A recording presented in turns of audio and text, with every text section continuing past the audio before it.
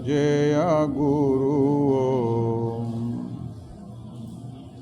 ఓం గురు జయ గురు జయ జయ గురు ఓం గురు జయ గురు జయ జయ గురు ఓం గురు జయ గురు జయ జయ గురు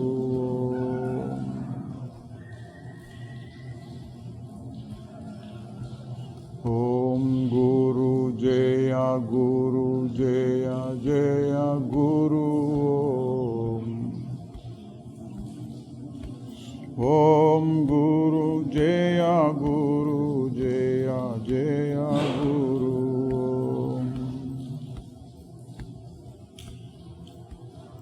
ఓం గురు జయ గురు జయ జయ గురు ఓం గురు జయ గురు జయ జయ గురు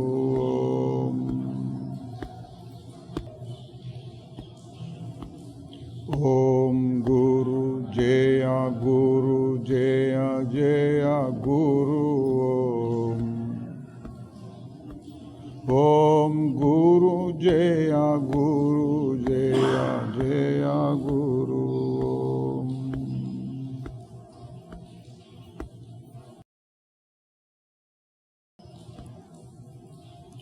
ఎన్నడు నీ దయ వచ్చునను చూయెదురెదురు చూతు గురునాథ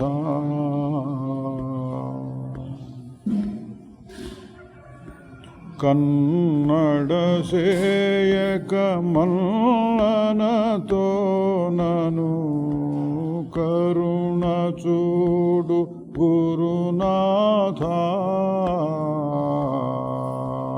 ఎన్నడు నీ దయ వచ్చునను చూయెదురెదురు చూతు గురునాథ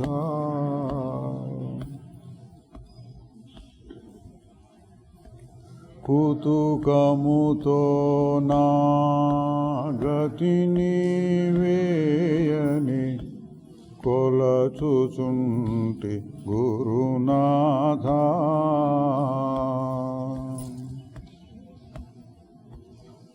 కుతుకముతో నా గతిని వేయని కొలచుచుంటి గురునాథ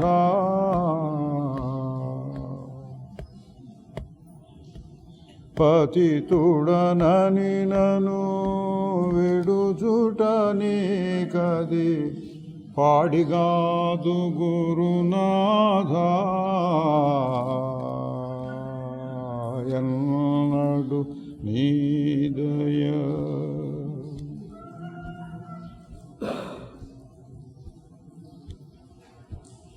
సారహీన సంసార జలధివే సారినాడ గురునాథ సారహీన సంసార జలధి వేసారినాడ గురునాథ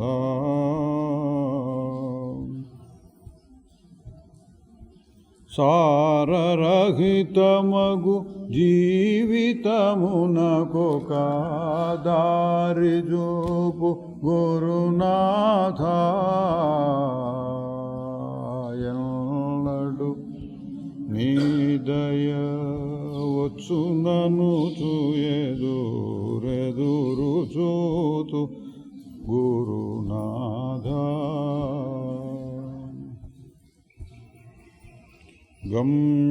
గమ్యస్థానము బహుదూరముగా కనిపించేను గురునాథ గమ్యస్థానము బహుదూరముగా కనిపించేను గురునాథ సౌమ్య మార్గమున నన్నచటికి కొనియేగుము గురునాథ. ఎన్నడు నీ దయ వచ్చుననుచు ఎదురెదురు చూతు గురునాథ.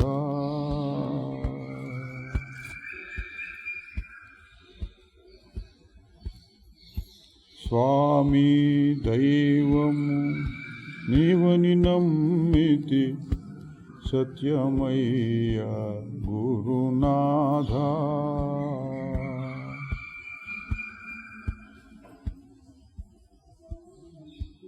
స్వామి దైవము నీవని నమ్మితి సత్యమయ్య గురునాథ.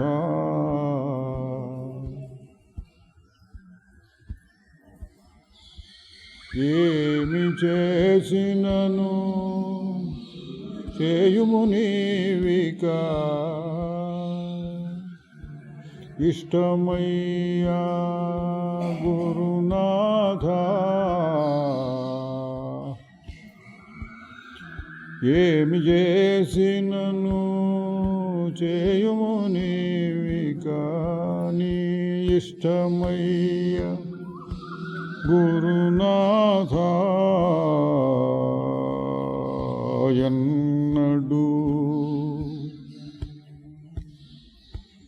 ఎన్నడు నీ దయ వచ్చుననుచు ఎదురెదురు చూతు గురునాథ.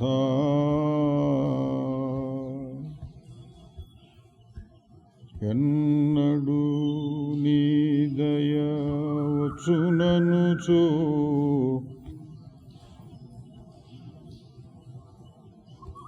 ఎదురెదురు చూతు గురునాథ.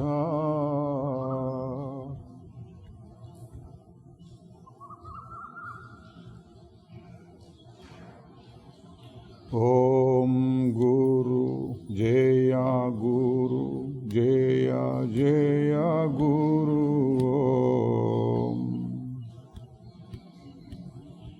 ఓం గురు జయ గురు జయ జయ గురు.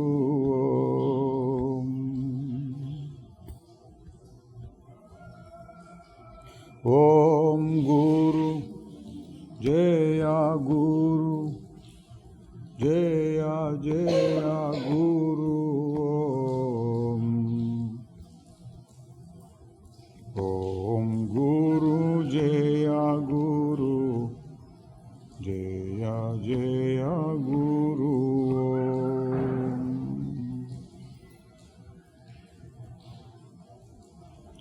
ఓం గురు జయ గురు జయ జయ గురు.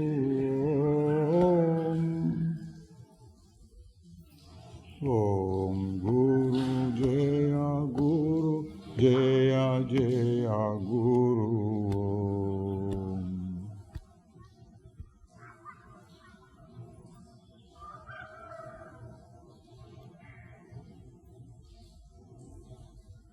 ఓం గురు జయ గురు జయ జయ గురు.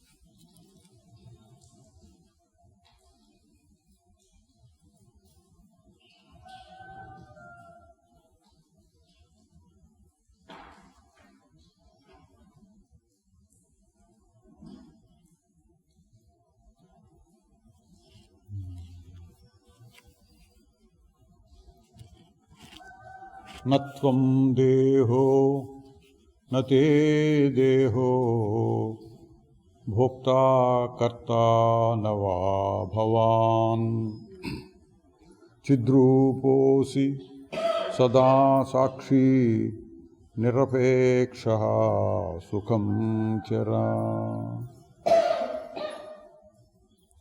అష్టావక్రుడు ఉపదేశం చేస్తున్నారండి.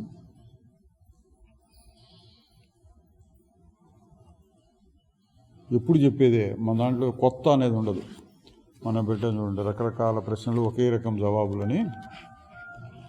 ఈ జ్ఞాన మార్గం అట్లా ఉంటుంది, ఎప్పుడు చెప్పుకున్నా ఒకటే ఉంటుంది. మళ్ళీ ఇదే చెప్తున్నారు, నత్వం దేహో నతే దేహో, నీవు దేహము కాదు, దేహము నీది కూడా కాదు. భోక్తా కర్త నవా భవాన్, నువ్వు భోక్తవు కావు, కర్తవు కావు. ఎవరు మరి అంటే చిద్రూపోసి, చిత్ రూపము, చైతన్యము, తెలివి మాత్రమే రూపము కాగలిగింది. సదా సాక్షి, ఎల్లప్పుడూ ఊరక అసంగంగా తెలుసుకుంటూ ఉండటమే కానీ కలిసిపోవడము చేయటము లేదు. నిరపేక్ష, దేని మీద అపేక్షలు లేనివాడవై సుఖంచరా, సుఖముగా ఉండుము.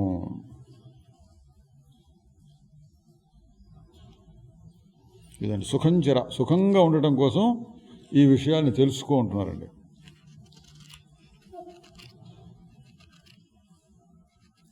లౌకికమైన దృష్టి ఏంటంటే ప్రపంచంలో అందరూ చేసేటిది, సుఖంగా ఉండాలంటే ఏం చేయాలి, ప్రతివాడి ప్రశ్న. ఇది చేయాలి, ఇది చేయాలి, ఇది చేయాలి, ఇది చేయాలి అని ఉంటుంది. అవి చేసి అవి నెరవేరి, అంటే మనం అనుకున్నది అనుకున్నట్లుగా జరిగి మనం అనుభవిస్తే అప్పుడు సుఖం వస్తుంది అని ప్రపంచం అంతా అట్లా చేస్తున్నారు. మనం కూడా చేస్తూనే ఉంటాం, కాస్త కొద్ది గొప్ప చేయక తప్పదు ప్రపంచంలో. కానీ ఇక్కడ సుఖం చెర అనడానికి ఇంకొక మార్గం చెప్తున్నారు. ఏంటి? నీ స్వరూపాన్ని నువ్వు తెలుసుకోవాలి, నువ్వెవరో తెలుసుకో.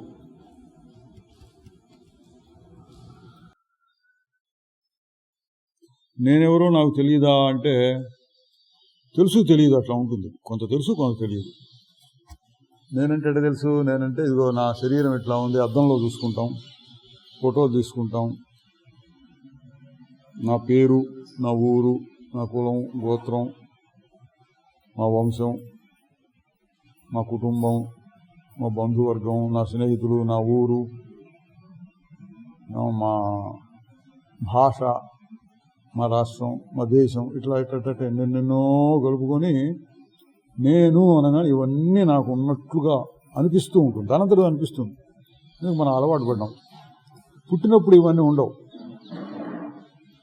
పుట్టినప్పుడు కొద్దిగా శరీరం అనే భ్రాంతి ఉంటుంది, ఆకలి వేయటం, ఏదో తినటం, ఏదో పాలు తాగడం, పడుకోవడం ఉంటుంది. తర్వాత క్రమంగా పేరు పెడతారు. పేరు పెట్టి ఆ పేరుతో మనం అలవాటు చేస్తే, ఓహో నేనంటే ఫలానా పేరు, మనం ఫలానా ఇల్లు, ఫలానా కులం, ఇవన్నీ నేర్పుతాం. మెల్లిగా క్రమక్రమంగా నేర్పుతాం. తర్వాత నేను ఇంత చదువుకున్నాను, ఇంత సంపాదించాను, ఇంత ఆస్తిపాస్తులు ఉన్నాయి, నాకు ఇంత కుటుంబం ఉంది, నా భార్య, నా పిల్లలు, నా బంధువర్గం, ఇటువన్నీ క్రమక్రమంగా మనం కల్పించుకున్నవన్నీ బాగా గట్టిగా ఉన్నట్టు అనిపిస్తుంది.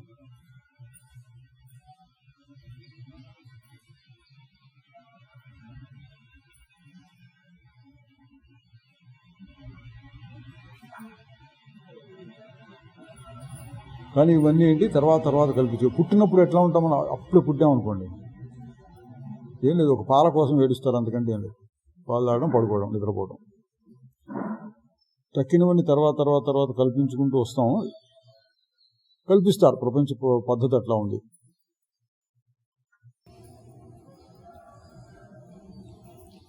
ఎందుకు అంటే సుఖం కోసము. ఇట్లా చేస్తే నీకు సుఖం వస్తుంది అని. ఇక్కడ ఇంకొక పద్ధతి చెబుతున్నారండి. ఏంటి? నువ్వు దేహము కాదు, దేహము నీది కూడా కాదు, నువ్వు చైతన్యము మాత్రమే నీ రూపము, నువ్వు ఎల్లప్పుడూ అన్నిటినట్టు ఊరకు చూస్తూ ఉండేటటువంటి లక్షణం ఉంది నీకు, కాబట్టి సుఖంగా ఉండు.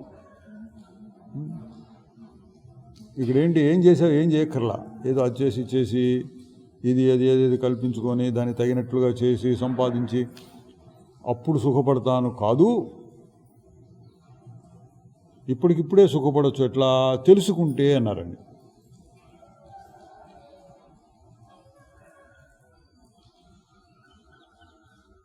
ఏం తెలుసుకుంటే అంటే నీ సంగతి నువ్వు తెలుసుకుంటే. మొదలుపెట్టినప్పుడు అదే శ్లోకం, మధ్యలోనే అదే శ్లోకం, చివరిలోనే అదే శ్లోకం, మళ్ళీ మనకు అదే బోధ వస్తుంటుంది.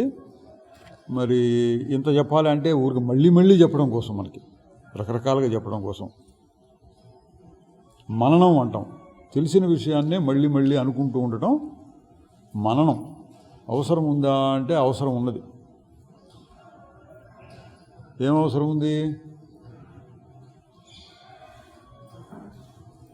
మర్చిపోతాం కాబట్టి గుర్తు చేసుకుంటూ ఉంటాం. మననం అంటే అది. ఎందుకు మర్చిపోతాం? మనం ఎన్నో అవి కల్పించుకున్నాం. అవన్నీ బాగా గట్టిపడ్డాయి అభిప్రాయాలు.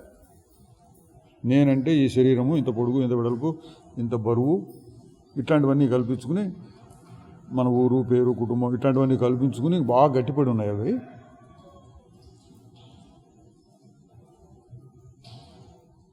ఆ గట్టిపడిన వాటి యొక్క బలం ఎక్కువగా ఉంటుంది కాబట్టి మనం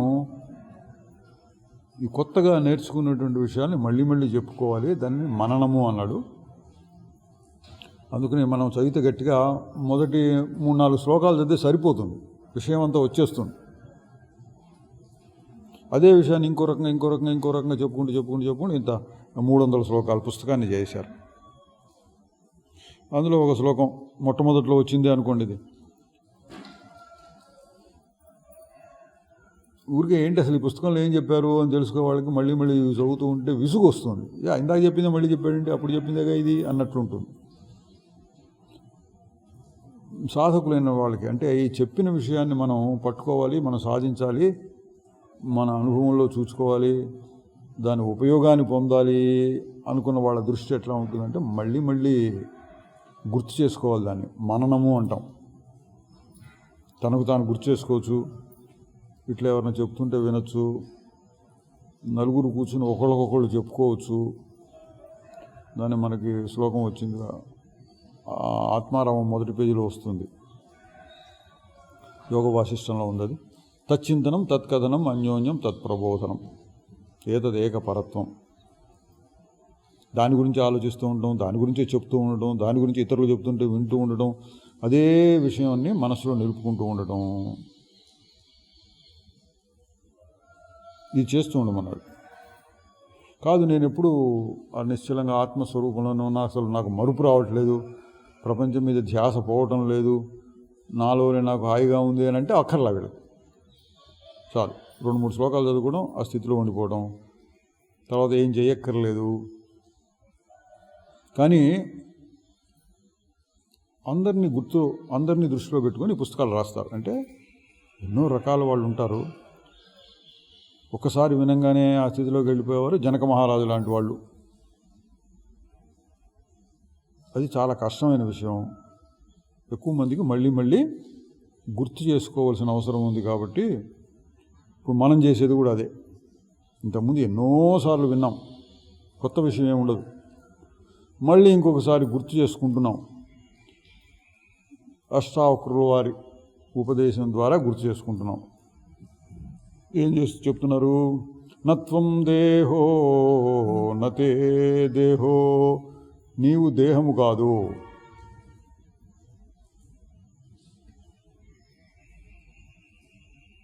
దేహం ఎందుకు కాదు అంటే మన కొద్దిగా యుక్తులు అంటే హేతువాదం, ప్రశ్న సమాధానం, ఇదేమిటని ఒక తర్కం ద్వారా చూస్తే తేలిగ్గా తెలుస్తుంది. దేహం మారిపోతుంది. పుట్టినప్పుడు ఒక రకంగా ఉంది, ఇప్పుడు ఒక రకంగా ఉంది, మధ్యలో ఒక్కొక్క వయసులో ఒక్కొక్క రకంగా వస్తూ వచ్చింది.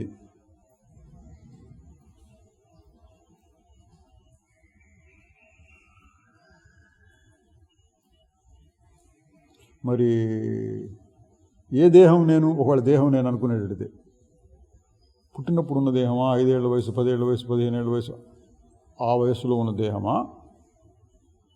లేక ఈరోజు ఇప్పుడున్నదా? ఈరోజు ఇప్పుడు కూడా తేడా ఉంటుందండి. పొద్దుటికి ఇప్పటికి తేడా ఉంటుంది. ఆకలేసినప్పుడు ఒక రకంగా ఉంటుంది, తర్వాత ఏదో తిన్నాం తాగాం ఇంకో రకంగా ఉంటుంది. ఇంకా సూక్ష్మంగా చూస్తే గాలి పీల్చుకున్నాం, కొంత కొత్తది లోపలికి వస్తుంది, దేహం మన దేహంలో కలిసిపోయింది గాలి.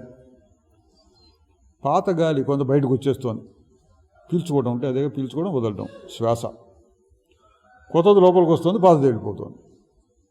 ఒక క్షణంలోనే అటువంటి మార్పులు జరుగుతున్నాయి. ఇప్పుడు దేహం నేను అని ఎట్లా చెప్తావు అంటే కాదు, దేహం కాదు. కొద్దిగా ఆలోచిస్తే తెలిసిపోతుంది, ఇటువంటి దేహం నేను కాదు.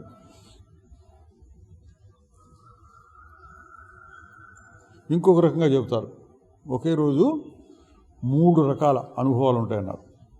నిజానికి ప్రతి క్షణం ఒక అనుభవమే. అన్నిటినీ కలిపి 3 వర్గాల కింద విభజిస్తే 3 కింద. ఒకటి జాగ్రత్త, స్వప్నము, సుషుప్తి. 3 జాగ్రత్త, స్వప్న, సుషుప్తి. తెలుగులో చెప్తే మెలకువలో ఉండే స్థితి అంటే చక్కగా మన కళ్ళు, చెవులు, మనసు అన్నీ పనిచేస్తున్నాయి, మంచి చెడులు ఆలోచిస్తున్నాం, అన్ని వ్యవహారాలు చేస్తున్నాం ప్రపంచంలో. ఇది జాగ్రత్త అవస్థ, మెలకువ. రెండవది నిద్రపోయినప్పుడు వస్తుంది కళ. కళలో కూడా ఇట్లాగే ఉంటుంది, ప్రపంచం అంతా ఏదో ఇంకో రకంగా ఉంటుంది. అది ఉన్నప్పుడు అది నిజమని అనిపిస్తూ ఉంటుంది, ఇది గుర్తుండదు. అది చూసుకుని అదే నిజం అన్నట్లు అక్కడ పనులు జరుగుతాయి. మూడోది నిద్ర, గాఢ నిద్ర. మంచి నిద్ర పడితే ఏమీ తెలియకుండా, ఒళ్ళు తెలియకుండా పడుకున్నాడు అన్నారు. ఇవి 3 అనుభవాలు ప్రతిరోజు తిరుగుతూ ఉంటాయి. వీటిని గురించి ఆలోచించినా చాలు. ఇప్పుడు నువ్వు నిద్దట్లో కూడా నేను అనుకుంటూ తిరిగాము. ఇప్పుడు మెలకులో కూడా నేను అనుకుంటూ తిరుగుతున్నాను, దీంతో కలిసిపోయి. అక్కడున్న నేను ఇంకో రకంగా ఉంటుంది. ఇక్కడ ఏదో 70-80 ఏళ్ళ వయసు ఉంటే అక్కడ 10 ఏళ్ళ కుర్రాళ్ళలాగా ఉండొచ్చు కళలో. ఇప్పుడు ఏది నిజం? ఇక్కడ బాగా ఆకలిగా ఉందనుకోండి, ఉపవాసం చేసాం, ఆకలిగా అనిపిస్తోంది, పడుకుంటే ఏదో బాగా తిన్నట్టు, కడుపు నిండినట్టు కాలొచ్చింది. ఏది నిజం అంటే 2 నిజం అనాలి. అప్పుడు అది నిజం, ఇప్పుడు ఇది నిజం. మొత్తం మీద ఏది నిజం అంటే 2 కలిపి ఏది నిజం అంటే అది నిజం కాదు, ఇది నిజం కాదు. మరి ఏది నిజం అంటే రెండింట్లోనూ సమానంగా ఏది ఉంటుందంటే నేను అంటాం. నిద్దట్లో కూడా నేనున్నా, కళ్ళలో కూడా నేనున్నా, ఇప్పుడు కూడా నేనున్నా. అయితే కళ్ళలో ఉన్న నేను ఒక రకంగా ఉంది, ఇప్పుడున్న నేను ఒక రకంగా ఉంది. ఈ రకాన్ని తీసి మనం పక్కన పెట్టి ఉత్త నేను అని పట్టుకోవాలి. ఉత్త నేను.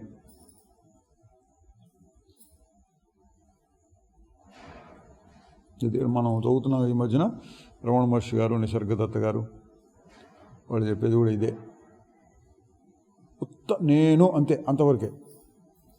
కల్లో ఉన్న నేనా, ఇప్పుడు నేనా అంటే ఆ మార్పులను తీసి పక్కన పెట్టు. చిన్నప్పుడు నేనా, మధ్య వయసులో నేనా, ఇప్పుడున్న నేనా, ఆ మార్పులన్నింటిని పక్కన పెట్టు. నాకు ఇది ఉంది, అది ఉంది, ఇది ఉంది, ఇది ఎంత అటువంటి అవన్నీ తీసి పక్కన పెట్టు. ఉత్త నేను అంటే ఎట్లా ఉంటుంది? ఉత్త నేను, ఫలానా ఉండకూడదు. ఉత్త నేను అంటే ఎట్లా ఉంటుంది?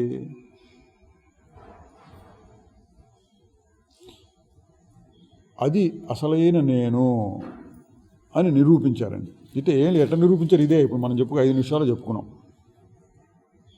పెద్ద శాస్త్రాలు చదివినా ఇదే వస్తుంది.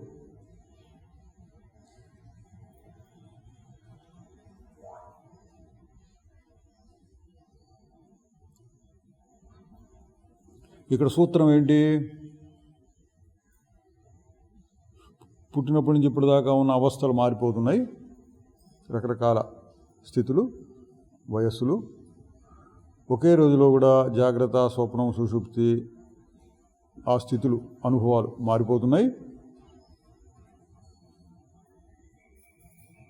కానీ మారకుండా ఏదో ఒకటి ఉన్నది. ఏంటి అంటే నేను అని చెప్పొచ్చు దానికి. అసలు దానికి ఏం పేరు లేదనుకోండి, పేరు లేకపోతే ఇంకా మంచిది. కానీ చెప్పుకోవడం కోసం కొన్ని పేర్లు అప్పుడప్పుడు పెడుతూ ఉంటాం. ప్రస్తుతం ఈ శ్లోకం ప్రకారం నేను అన్నాం అనుకోండి. నేను అనొచ్చు, కానీ ఇంక వేరే ఏం అనకూడదు. నేను ఫలానా అనకూడదు. నేను ఎందుకు ఫలానా అనాలంటే శరీరం వచ్చేసింది, అది ఉండదు. ఒకసారి ఒక రకంగా ఉంటుంది, కళ్ళలో ఒక రకంగా ఉంటుంది, ఇప్పుడు ఒక రకంగా ఉంది. చిన్నప్పుడు ఒక రకంగా ఉంది, ఇప్పుడు ఒక రకంగా ఉంది. కాబట్టి ఈ శరీరాన్ని కలుపుకోకుండా, శరీరాన్ని గురించిన భావం రాకుండా ఉత్తగా నేను అన్నాం అనుకోండి,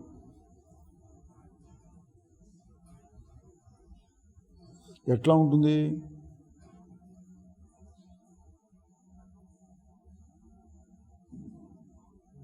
ఉత్త నేను అనాలి అంతే.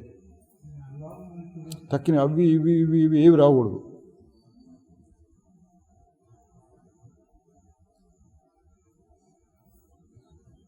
ఏముంటుంది? నిశ్చలంగా ఉంటుంది మనస్సు. మనం చెప్తుంటే ఆగి చూడు అన్నాం కదా, ఆగి చూడు.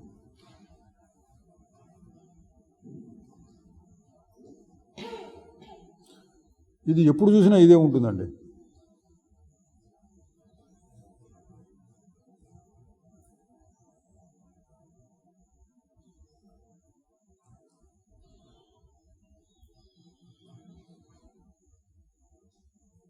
దీనికి ఏం పేరు పెట్టాలంటే ఏం పేరు లేదండి. నిద్దట్లో ఉన్నదానికి ఏం పేరు పెట్టక్కర్లా. మన అనుభవం ఉంది, అనుభవం ఒకటి. మనం చెప్పుకోవాలంటే ఏదైనా పేరు పెట్టాలి. ఇట్లా బోధించాలంటే లేదా ఒకళ్ళు చెప్పుకోవాలంటే పేర్లు పెట్టాలి. కాబట్టి ఇటువంటి శాస్త్రాల్లో చేసిన పని అది. ఏదో ఒక పేరు పెట్టి మనకి చెప్పాలి. ఇప్పుడు ఈ శ్లోకంలో చిద్రూపము అన్నారండి. ఈ గ్రంథంలో మొట్టమొదటి శ్లోకంలో కూడా అదే వస్తుంది. ఏషాం సాక్షిణం ఆత్మానం చిద్రూపం విద్ధిముక్తయే అని వస్తుంది. మొదటి అధ్యాయంలో 3వ శ్లోకంలోనే ఎక్కడో వస్తుంది చిద్రూపం. మళ్ళీ అదే ఇక్కడ కూడా వచ్చింది.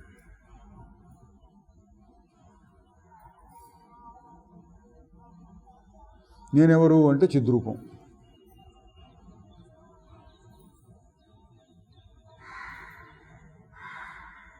చిద్రూపోసి సదా సాక్షి. చిద్రూపము ఎల్లప్పుడు సాక్షి. సాక్షి అన్న మాటకు అర్థం చెప్తాం, చూడటం, చూచినవాడు. ఊరికే చూడటం కాదు, ఏదో అది చూసానట్టు కాదు. అసంగంగా చూడటము అని అర్థం చెప్తారు. సాక్షి అంటే అసంగం, దేనితోనూ కలవకుండా. దేన్ని చూస్తున్నామో, ఏ వస్తువును మనం చూస్తున్నామో దానికి మనకి ఏం సంబంధం ఉండకూడదు. ఊరక చూడాలంతే. కాకి అరిచింది అన్నారు అనుకో, కాకి అరిచింది అంతే, చూసాం, విన్నాం, వదిలేసాం. వినటం, వదిలేయటం. కాకి అరుస్తోంది అని పేరు ఒక భాష పెడితే పెట్టచ్చు. అది కూడా పెట్టకుండా ఊరికి విన్నాం, ఏదో అంతే, ఒక శబ్దం వచ్చింది అన్నట్లుగా చూస్తే సాక్షి. దాన్ని పట్టించుకోలేం మనం. కాకి ఎందుకు ఇక్కడికి వచ్చింది, ఎందుకు అరుస్తోంది, దీన్ని తోలేస్తే మంచిదా, ఇట్లా ఆలోచిస్తే దాంతో కొంత సంబంధం పెట్టుకున్నట్టు అవుతుంది. ఏం సంబంధం? నాకు వద్దు బాగాలేదనో, బాగుంది రోజు వస్తుంటుంది మా ఇంటికి, కాస్త దానికి ఏదైనా 4 గింజలు వేస్తే తినిపోతుంది, ఇట్లా ఏదో ఒక సంబంధం పెట్టుకున్నాం అనుకోండి. అప్పుడు దాంతో కలిసిపోయినట్టు, సంబంధం కలిసిపోయి దానివల్ల మనకు సుఖమో దుఃఖమో ఏదో ఒకటి వస్తుంది, కాసేపు కాలక్షేపమో ఏదో జరుగుతుంది. అసంగంగా అంటే పట్టించుకోకుండా, అభిమానం లేకుండా, దానికి నాకు ఏదో సంబంధం ఉన్నది అని అనుకోకుండా అట్లా ఊరక విన్నాం. ఎట్లా ఉంటుంది? కా అన్నదే అయిపోయింది. అది ఎంతసేపు అన్నదో అంతసేపే మన చెవుల్లో పడింది, ఆ చెవుల్లోంచి మనసులోకి వచ్చింది, తర్వాత అయిపోయింది. దాని గురించి ఇంకా కొత్త ఆలోచనలు రాలా. ఇది ఏం పక్షి, కాకిలాగా ఉంది, ఇది ఇటువంటి ఆలోచనలు ఊరికే విన్నాం, అయిపోయింది. తర్వాత ఇంకెవరో మనిషి మాట్లాడారు, సరే మనిషి మాట్లాడాడు. తర్వాత కళ్ళు తెరిస్తే ఏదో గోడలు కనపడ్డాయి, అంతే. ఎప్పటికప్పుడు ఒక అనుభవం వస్తుంది. అనుభవాన్ని అటు ఊరక అనుభవం మాత్రంగా అంతే, అక్కడికి వచ్చింది అయిపోయింది అన్నట్లుగా చూస్తూ ఉంటే అసంగము అంటారు. అసంగం అంటే దీంతో కలవకుండా ఉండటం. నీ స్వరూపం అది అన్నారండి. చిద్రూపోసి సదా సాక్షి, నీవు చిద్రూపము సదా సాక్షి. చిద్రూపము అంటే ఏంటి? ఇందాక చెప్పుకున్నాం. పుట్టినప్పటి నుంచి ఇప్పటిదాకా జాగ్రత్త, స్వప్న, సుషుప్తి అనే 3 అవస్థల్లోనూ ఒకే రకంగా ఉండేదాన్ని పట్టుకోవాలి మనం. ఇప్పుడు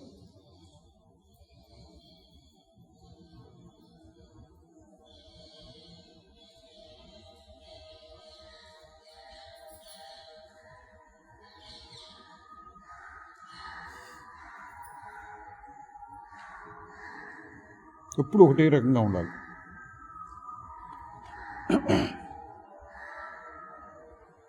ఒక మనిషి వేషం వేస్తున్నాడు అనుకోండి, నాటకాలు వేస్తుంటాడు. ఒకరోజు ఏదో రామాయణం రాముడి వేషంలో వచ్చాడు, ఇంకో రోజు కృష్ణుడి వేషంలో వచ్చాడు, ఇంకో రోజు సాయిబాబా వేషంలో వచ్చాడు. ఈ వేషం వేసిన వాడు ఎవరు అని ప్రశ్న వేశారనుకోండి, ఏం చేయాలి మనం? పైన ఉన్న వేషాలని తీసేయాలి. మనం తీసేయడం కదా, వాడు తీసేసినప్పుడు వెళ్ళి చూడవచ్చు. లేదా మన బుద్ధిని ఉపయోగించి పైన ఉన్న వేషాన్ని పట్టించుకోకుండా మారకుండా ఉండే లక్షణాలు ఉంటాయి. వాడి ముక్కు ఇంత పొడుగుందనో, వాడి పెదిమలు ఇట్లా ఉన్నాయి, జుట్టుని చెప్పడానికి లేదు, జుట్టు విగ్గులు పెట్టుకుంటున్నారు కదా, మారకుండా ఉండే చెవులు ముక్కు ఇటువంటివి. అదే వాడు మాట్లాడేటప్పుడు వాడు కంఠధ్వని ఎట్లా ఉంటుంది,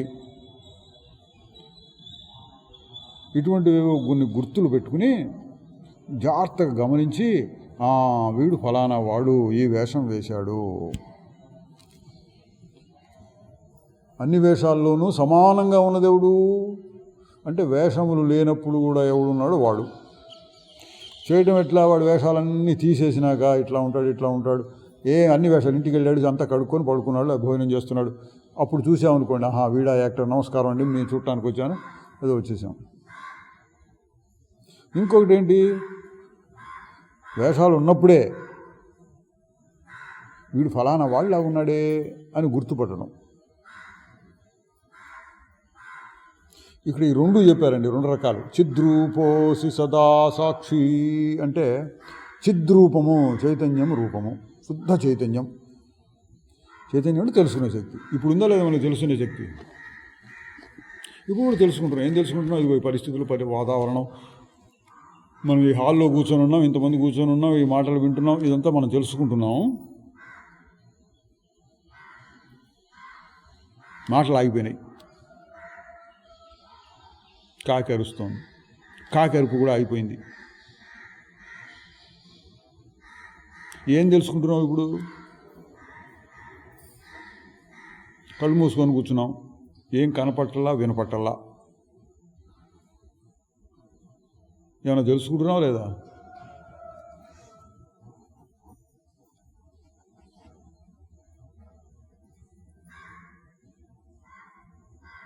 ఇప్పుడు కూడా తెలుసుకునేటటువంటి తెలివి ఉన్నది అన్నారండి.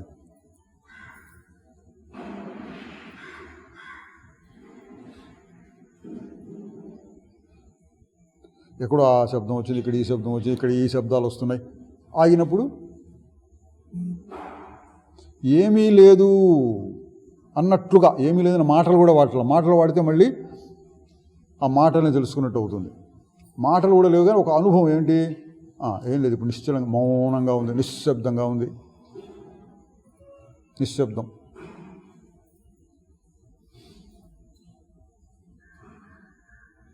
శబ్దాన్ని ఎట్లా తెలుసుకుంటాం? శబ్దాన్ని తెలుసుకోవాలంటే చెవులను ఉపయోగిస్తాం. చెవుల వెనకాల మనస్సు ఉంటుంది. ఇది ఫలానా శబ్దం, ఈ శబ్దానికి ఈ అర్థం, ఇదంతా మనస్సు చెబుతుంది. శబ్దం లేనప్పుడు నిశ్శబ్దం.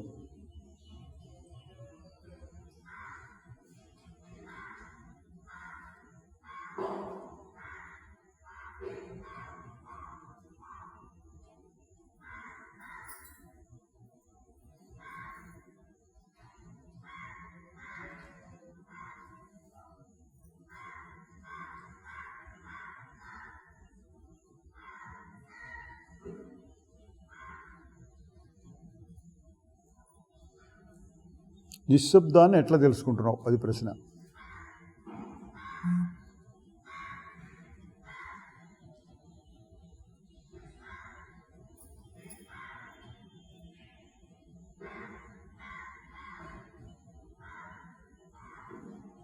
అక్కడ కూడా తెలివి ఉన్నది.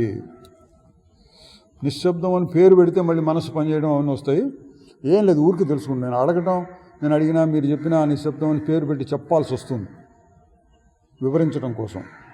ఎవరికి చెప్పక్కర్లేదు అనుకోండి, మీకు మీరుగా కూర్చున్నారు, ఊరిక ఉన్నారు, నిశ్శబ్దంగా ఉంది.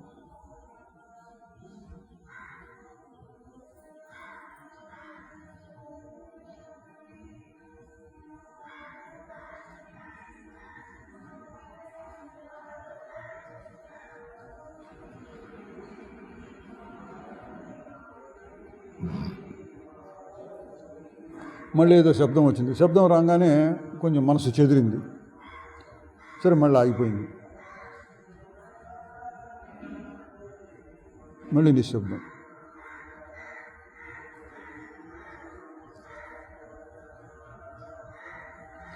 ఏంటి ఇక్కడ ఉన్నది అంటే అక్కడ కూడా ఒక తెలివి ఉన్నది. తెలివి ఎప్పుడు ఉంటున్నది అంటే శబ్దం వచ్చినప్పుడు ఉంటున్నది.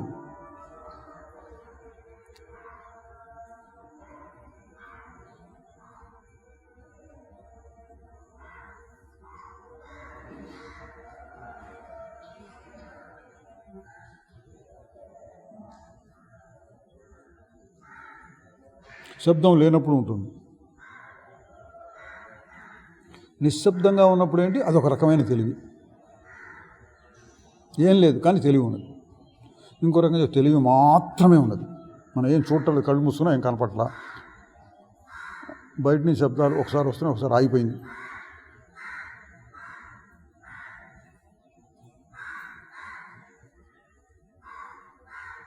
నిశ్శబ్దంగా ఉన్నప్పుడు ఏముందంటే తెలివి మాత్రమే ఉన్నది.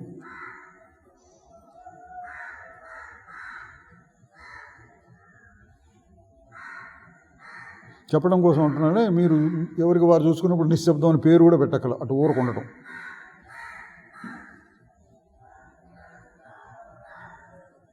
అది తెలివి. మనం బోధ సౌకర్యార్థం అంటే చెప్పడంలో తేలిగ్గా ఉండటం కోసం దాన్ని శుద్ధమైన తెలివి అన్నాం. శుద్ధ చైతన్యం, కల్తీ లేనటువంటిది, దేంతోనూ కలవకుండా తనకు తాను అంత మాత్రమే తెలివి మాత్రమే ఉన్నది శుద్ధ చైతన్యం. అక్కడ నిశ్శబ్దం అంటే మనసు ఆగిపోయినప్పుడు, మనసు ఆగిపోయిన స్థితులు వస్తాయి. ఇప్పుడు వచ్చింది అదే. ఏముంది అనగానే ఏం లేదు, అట్లా ఆగిపోయినప్పుడు ఏముంది, తెలివి మాత్రమే ఉన్నది.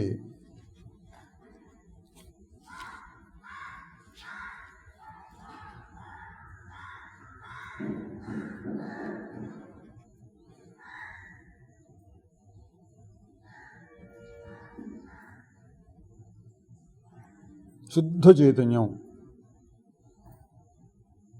ఇది ఒక రకం అనుకోండి.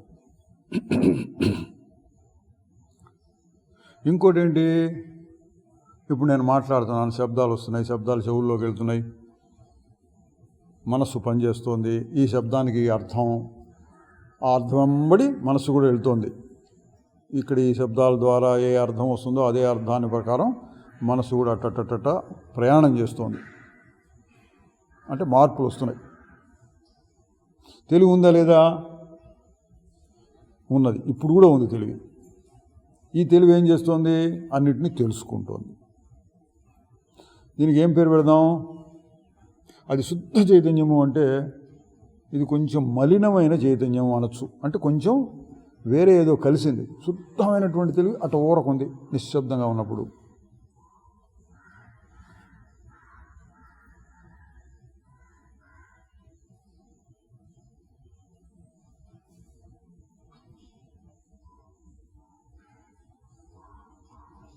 ఇప్పుడు మాట్లాడుతున్నప్పుడు లేక కళ్ళు తెచ్చి అవి ఇవి చూస్తున్నప్పుడు కూడా తెలివి ఉంది.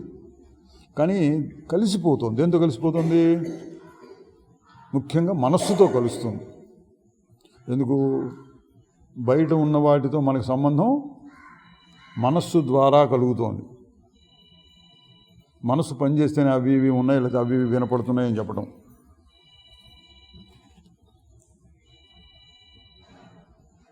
అంటే మనస్సులో ఏవో మార్పులు వస్తే ఆ మార్పులతో కలిసిపోయి ఇది అది అవును బాగుంది బాగలేదు నాకు కావాలి నాకు వద్దు ఇది సుఖము ఇది దుఃఖము ఇది మంచి ఇది చెడు ఇట్లాంటివన్నీ లోపల జరుగుతున్నాయి, ఆలోచనలు వచ్చేస్తున్నాయి, దానికి సంబంధించినంతా లోపల జరుగుతోంది. ఇది కూడా తెలివే. అదేమో శుద్ధ చైతన్యం అన్నాం, అంటే ఏం చేయదు, ఊరకు ఉంటుంది, అట్లా ఉత్తగా తెలుసుకుంటుంది, ఏం లేనప్పుడు కూడా ఉంటుంది. ఇప్పుడేమో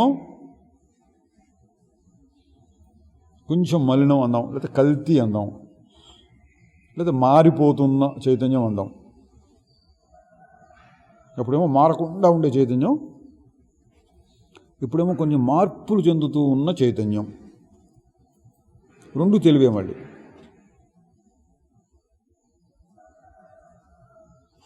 ఇందులో ఏది నువ్వు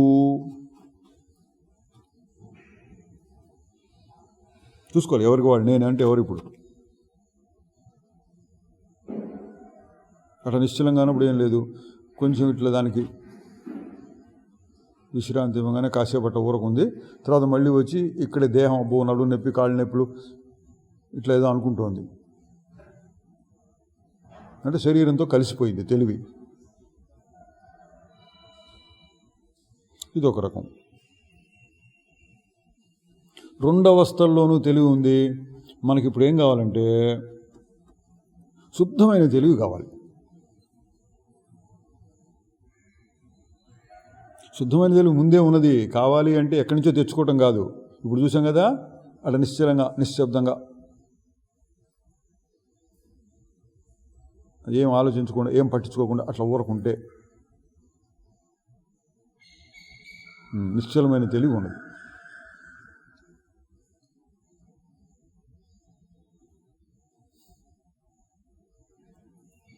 మళ్ళీ కాస్త వదిలేసేస్తే దాన్ని, అవి వినపడుతున్నాయి కనపడుతున్నాయి, ఏవేవో ఆలోచనలు వస్తున్నాయి, భావాలు వస్తున్నాయి, సుఖ దుఃఖాలు రాగద్వేషాలు ఏవేవో వస్తున్నాయి. ఇవన్నీ ఇప్పుడు కూడా తెలివి ఉన్నది.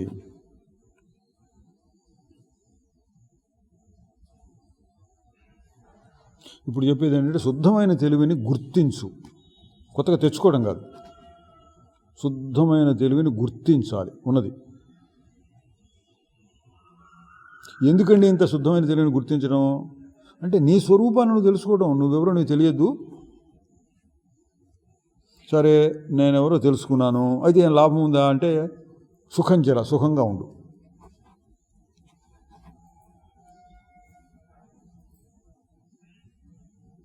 అదేంటి సుఖం ఎట్లా వస్తుంది దీన్ని తెలుసుకుంటే అంటే నీ అనుభవంలోనే ఉన్నది. అట్లా ఆగి చూడు అంటుంటాం, ఆగి చూడు, వేరే ఏం పట్టించుకోకుండా ఉత్త చైతన్యం, ఉత్త తెలివి.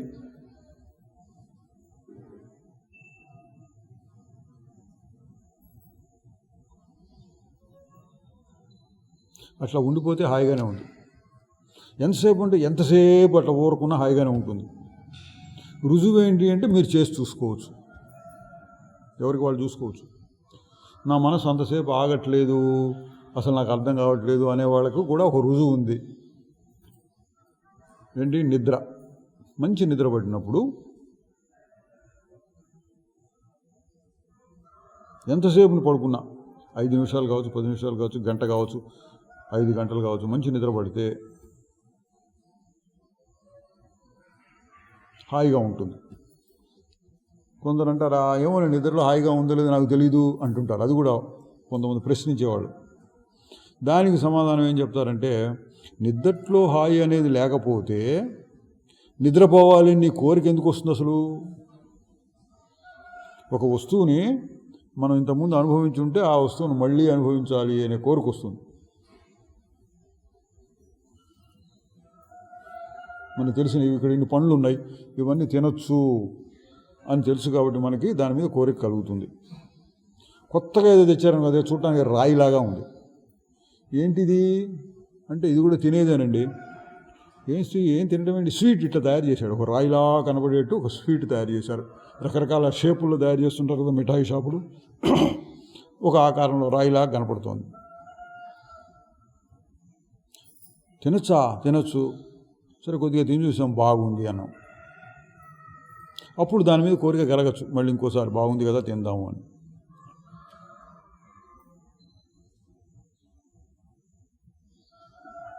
అంటే ఏంటి, మనకి ఇంతకుముందు తెలిసి ఉంటే దాని మీద కోరిక బట్టి అది అనుభవిస్తే మళ్ళీ సుఖాన్ని పొందుతాం. అది ఒక పద్ధతి అనుకోండి.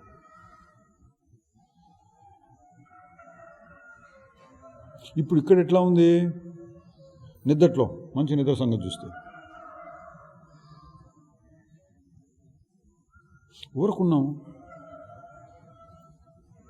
ఇది నిద్రలో ఏం లేదు, కానీ మీకు కోరిక కలుగుతోంది నిద్రపోవాలి అని. ఇది అక్కడ ఉన్న యుక్తి, లాజిక్, తర్కం. ఏంటి, నిద్రపోవాలి అనే కోరిక అందరికీ ఉంటున్నది కాబట్టి నిద్రలో సుఖం ఉన్నది. మళ్ళీ ఇంకో మాట ఏంటి, నిద్రలో సుఖం ఉన్నది అన్నారు, ఎక్కడి నుంచి వస్తుంది అది అని అడుగుతారు. ఎందుకంటే అలవాటు పడ్డాం మనం, ఇగో దీనివల్ల దీనివల్ల దీనివల్ల దీనివల్ల సుఖం వస్తుంది లోకంలో అని అలవాటు పడ్డాం. నిద్రలో సుఖం ఉన్నది ఇది అంటే దేనివల్ల వస్తుంది? మనం ఇంతకుముందు ఆలోచించిన పద్ధతిలో ఆలోచిస్తే సమాధానం లేదు.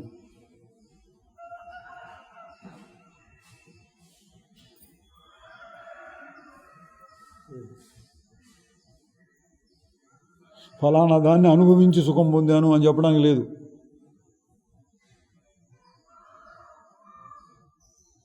అందుకని ఏం చెప్తున్నారంటే, శుద్ధమైన తెలివి ఊరకు ఉన్నప్పుడు ఏది ఉంటుందో అది హాయిగా ఉంటుంది. ఏంటి దానికి పేరు అంటే, ఇప్పుడు చిద్రూపము అన్నాడు, చైతన్యము, తెలివి, శుద్ధమైన తెలివి. ఇంకొక మాట కూడా చెప్పుకోవచ్చు మనం, ఇది వివరణ కోసం, నలుగురికి తెలియటం కోసం.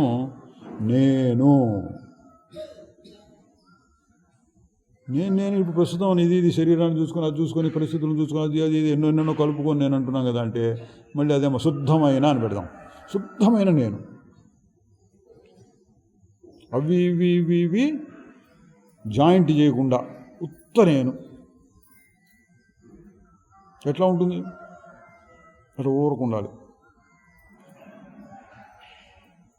శరీరం మీద దృష్టి పోతే కాదు శరీరం కాదు. ఎక్కువ చల్లగా ఉన్నట్టుంది, అది నాకు కాదు. ఏ ఆలోచన వచ్చినా పక్కకు పెట్టాలి. కొత్త నేను గాఢ నిద్రలో ఎట్లా ఉంటుందో అటువంటి స్వరూపానికి అసలైన నేను,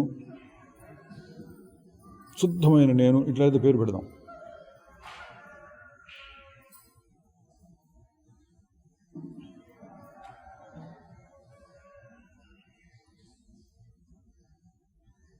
అప్పుడు కూడా నేనుంది, ఇప్పుడు కూడా నేనుంది. తేడా ఏంటంటే, అప్పుడు ఏమీ లేదు, తనొక్కటే నేను మాత్రమే ఉంది. ఇప్పుడు ఆ నేనుకి అవి ఇవి ఇవి కలిసి నేనుకి ఏవేవో అతుక్కున్నట్టు, అవి లేకపోతే ఇది నేను లేనట్టు. ఏం లేకపోతే నేను ఎట్లా ఉంటాను? ఇల్లు ఉండాలి, ఇల్లు లేకపోతే నేను ఎట్లా ఉంటాను? ఏదో రోడ్డు పక్కన బస్ షెల్టర్ కూడా లేకపోతే ఎట్లా ఉంటాను? చెట్టు కూడా లేకపోతే ఎట్లా ఉంటాను? ఇటువంటి ఏదో ఒకటి నాకు ఉండాలి అన్నట్లుగా మన భావం ఉంటుంది.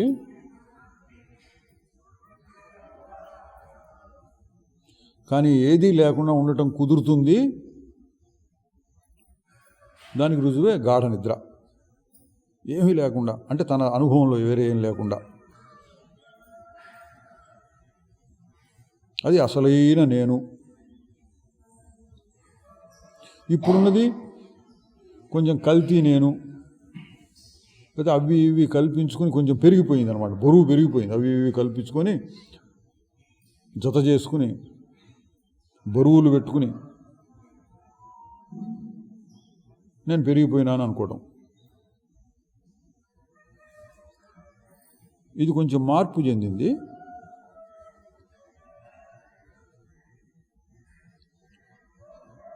అయితే అయిందండి, మార్పు చెందితే మటుకేంటి ఇదే అసలైన నేను అంటే నేను నిలకడలేదే.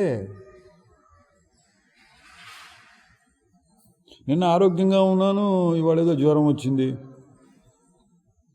ఆ నేను దాంతో కలిసింది, ఇవాళ నేను దీంతో కలిసింది. ఆరోగ్యంగా ఉన్న నేను అప్పుడు, అనారోగ్యంగా ఉన్న నేను ఇప్పుడు. మరి ఏ నేను నువ్వు అంటావు?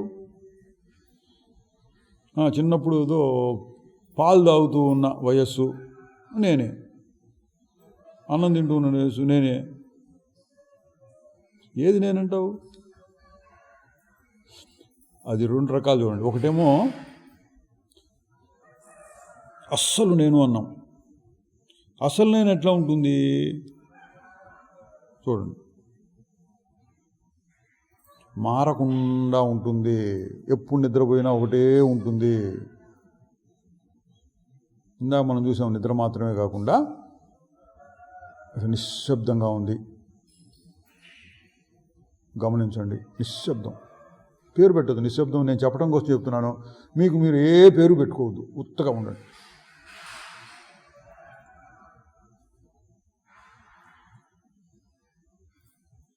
ఈ అనుభవం ఇప్పుడు 4-5 సార్లు చేసాం. మధ్య మధ్యలో నిశ్శబ్దాన్ని గురించి, ఆగి చూడు, ఇట్లాంటి మాటలు చెప్పుకున్నాము. ఎప్పుడు చూసినా ఒకటిగానే ఉంటుంది. ఏది అసలు నేను? అసలు నేనంటే మనస్సు పూర్తిగా ఆగిపోయినప్పుడు కూడా తెలివి ఉంటుంది, ఒక తెలివి. గాఢ నిద్రలో కూడా ఒక తెలివి ఉంటుంది. ఇప్పుడు ఆగిపోయినప్పుడు, మనస్సు ఆగిపోయి నిశ్శబ్దంగా ఉన్నప్పుడు ఒక తెలివి ఉంటుంది. అది అసలు నేను అనుకుంటే,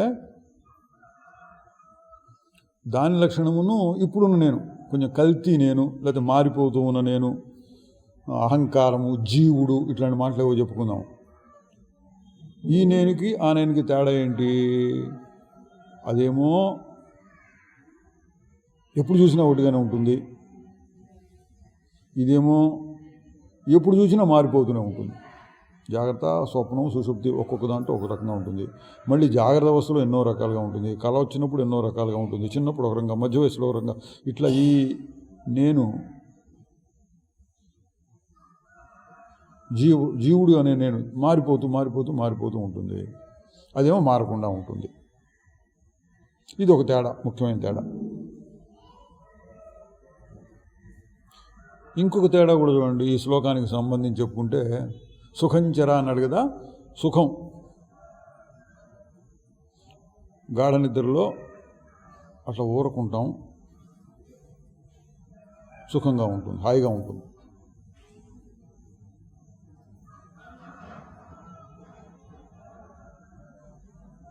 హాయి అంటే ఏదో ఎగిరెగిరి పడేటటువంటి అంత పెద్ద ఆనందం అని కాదు. ప్రశాంతంగా ఉంటుంది నిద్రపోయినప్పుడు. అటువంటి స్థితి ఇప్పుడు ఆగి చూస్తే ఇప్పుడు కూడా కలుగుతుంది. ఇది మారటల్లా. రెండో లక్షణం హాయిగా ఉంది.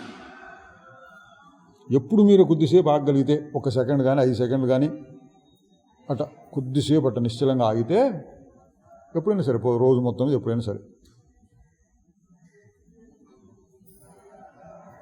ఏం తెలుస్తుంది? ఇది మారంది, ఎప్పుడు చేసినా అదే వస్తుంది. ఇందులో హాయి ఉంది.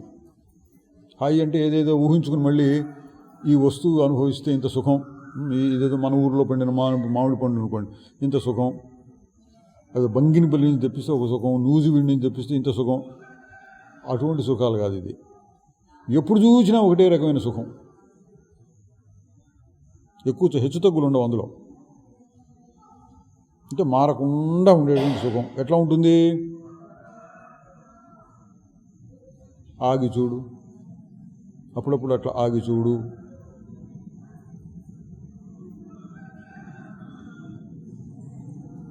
మారని వస్తువు ప్రశాంతంగా ఉంది, ప్రశాంతంగా.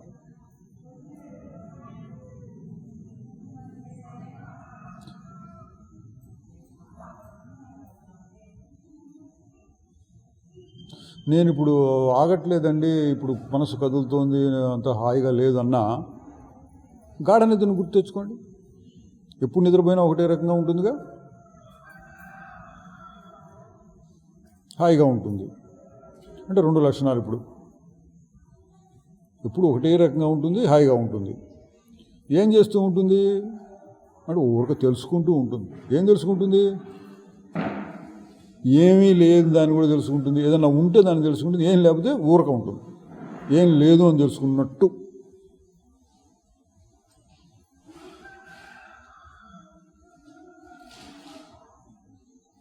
సరే, ఇదంతా ఎందుకు చెప్పుకుంటున్నాం మళ్ళీ ఒకసారి గుర్తు చేసుకోవాలి. ఎందుకు చెప్పుకుంటున్నాం అంటే చివరిలో సుఖంచరా అన్నాడు. సుఖంగా ఉండటం కోసం ఇది చేయవయా అంటున్నాడు. లోకంలో సుఖంగా ఉండాలంటే ఏం చేయాలి? మనం డబ్బు సంపాదించాలి. ముందు డబ్బు ఎట్లా సంపాదిస్తావు? ఏదో వ్యవసాయమో, వ్యాపారమో, ఉద్యోగమో, లేకపోతే దొంగతనాలు ఏవో చేసి డబ్బు బాగా సంపాదిద్దాం. తర్వాత ఒక పెద్ద ఇల్లు కట్టుకుందాం, తర్వాత పెళ్లి చేసుకుందాం, తర్వాత పిల్లలు కొందాం, వాళ్ళని పెద్దగా చేద్దాం. ఏవో ఇటు అన్నీ పోతుంటుంది. మన ప్రాపంచికమైన దృష్టి అట్లా పోతూ ఉంటుంది. ఏదో చేసి అప్పుడు సాధిద్దామని సుఖం. అంటే మారిపోయేటటువంటి సుఖం వస్తుంది మీకు ప్రపంచంలో, ఎప్పుడు ఒక రకంగా ఉండదు. సుఖానికి విరుద్ధమైంది ఏంటి? వ్యతిరేకం, దుఃఖం. అది కూడా వస్తూ ఉంటుంది. ఎవడు కావాలని కోరడు, దుఃఖాన్ని కోరడు, కానీ దుఃఖం తప్పనిసరిగా వస్తుంది. ఏదో సమయంలో కొంతమంది కొంచెం ఎక్కువగా వస్తుంది, కొంతమంది తక్కువగా వస్తుంది. అది ప్రకృతి సిద్ధమైనటువంటిది, ఎవరు ఆపలేరు. ఈరోజు సుఖంగా ఉంది, మనకి హాయిగా ఉంది అనుకుంటే దుఃఖం వస్తుంది. ఇప్పుడు వాతావరణం బాగా ఉంది, హాయిగా ఉంది, మళ్ళీ తీవ్రమైన తుఫాను వస్తుంది, కొంచెం బాధగా ఉంటుంది. లేదా తీవ్రమైన ఎండలు వచ్చినాయి, మండిపోతుంది, బాధగా ఉంటుంది. ఈ సుఖ దుఃఖాలు మారిపోయేటటువంటి లక్షణం ఇక్కడ కనపడుతుంది. ఇక్కడ ప్రపంచంలో కనపడుతుంది. ప్రపంచంలో శరీరాన్ని, మనస్సుని ఉపయోగించి పొందేటటువంటి సుఖంలో మార్పులు ఉన్నాయి. గాఢ నిద్రలో కానీ అట్లా ఆగి చూడు అన్న స్థితిలో కానీ ఉండేటటువంటి ఆ ప్రశాంతం ఎప్పుడు చూసినా ఒకటే రకంగా ఉంటుంది. ఇంతకుముందు చేసి చూసిన వాళ్ళకి తెలుస్తుంది. లేదా ఇప్పుడే కొత్తగా మొదలు పెట్టామనుకోండి, మళ్ళీ ఇప్పటికే 5-6 సార్లు 10 సార్లు చేసి ఉంటాం. ఆగి చూడటం, నిశ్శబ్దం, ఇవన్నీ చెప్పుకున్నాం కదా. మళ్ళీ సాయంత్రం చేద్దాం, మళ్ళీ రేపు చేద్దాం, మళ్ళీ రాత్రికి చేద్దాం, పొద్దున్నే లేవంగానే చేద్దాం. ఎప్పుడు చేసి చూసినా మీకు ఒకటే రకంగా అదే కనపడుతుంది. మారటం లేదు, హాయిగా ఉంది. ఈ 2 లక్షణాలు పెట్టుకుందాం. మారటం లేదు, హాయిగా ఉంది. ఏది? తెలివి. అంటే 3 లక్షణాలు వచ్చినాయి. తెలివి కూడా కలిపితే మారటం లేదు, తెలుసుకుంటూ ఉంటుంది, హాయిగా ఉంటుంది. దాన్ని సత్ చిత్ ఆనందం అన్నాడు సంస్కృతంలో. సత్ అంటే ఉండటం, ఏదో ఉంటుంది. చిత్ అంటే తెలుసుకోవడం, ఏదైనా ఉంటే తెలుసుకుంటూ, ఏమీ లేకపోయినా తెలుసుకుంటూ ఉంటుంది. ఆనందం అంటే ఏమీ లేకపోయినా, దేన్ని అనుభవించకపోయినా హాయిగా ఉంటుంది. దాన్ని ఏం చేయాలి? పట్టుకోవాలి. ఎట్ట పట్టుకోవాలి? తెలుసుకోవడమేనండి ఇక్కడ. అది జ్ఞానయోగము అని పేరు పెడతారు దీన్ని. జ్ఞానము, జ్ఞానయోగం, ఆత్మజ్ఞానం. ఎట తెలుసుకోవాలని? తెలుసుకోవడమే పట్టుకోవడం. ఎట పట్టుకోవడం? తెలుసుకోవడమే పట్టుకోవడం. తెలుసుకోవడం పట్టుకోవడం ఎట్లా ఉంటుందంటే, అది ముందే ఉన్న వస్తువు కాబట్టి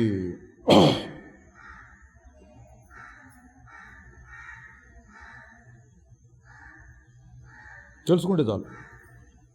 మనకేదో కళ వచ్చిందనుకోండి, కళ వచ్చి ఎక్కడో ఎడారిలో పడిపోయినట్టు, బాగా ఎండలు మండిపోతున్నట్టు, తట్టుకోలేకపోతున్నాం. అప్పుడు పెద్దగా అరుస్తున్నావు, నన్ను మా ఇంటికి తీసుకెళ్ళి అంటున్నాం. కళ్ళలో అంటుండగా మెలకు వచ్చింది. ఏం తెలిసింది? నేను నా ఇంట్లోనే ఉన్నాను, హాయిగా ఉన్నావు. కళ్ళలో ఉన్నప్పుడు ఎడారిలో ఉన్నావు, వేడితో బాధపడుతున్నావు. మెలకు రాగానే హాయి వచ్చేసింది. ఎట్లా వచ్చింది హాయి?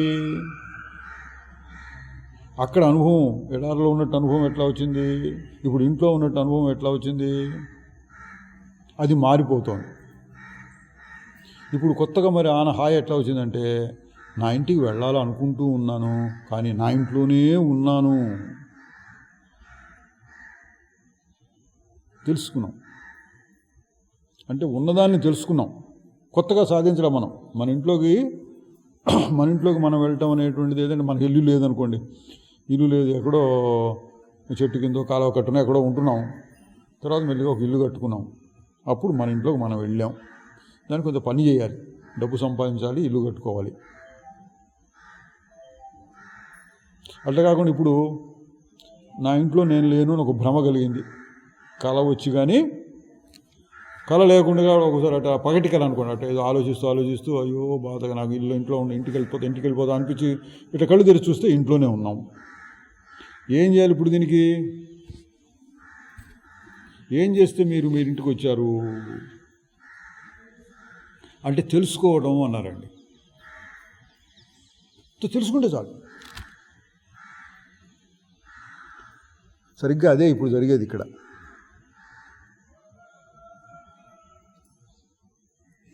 నేను సుఖంచరా అన్నాడు కదా, సుఖంచరా ఎట్లా జరుగుతుంది నాకు అంటే తెలుసుకుంటే చాలు. ఇది జ్ఞానం అంటే. అది ఎట్లా తెలుసుకోవాలి? నా స్వరూపం అట్లా ఆగి చూస్తే, ఒక క్షణం ఆగి చూడు,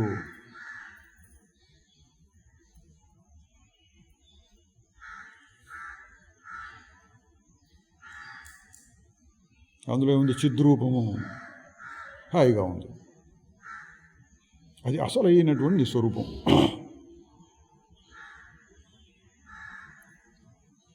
తెలుసుకున్న తర్వాత ఏం చేయాలి? ఇప్పుడు మనం చేసేదే కొంచెం గట్టి చేసుకోవాలి దాన్ని. ఎందుకు గట్టి చేసుకోవాలి?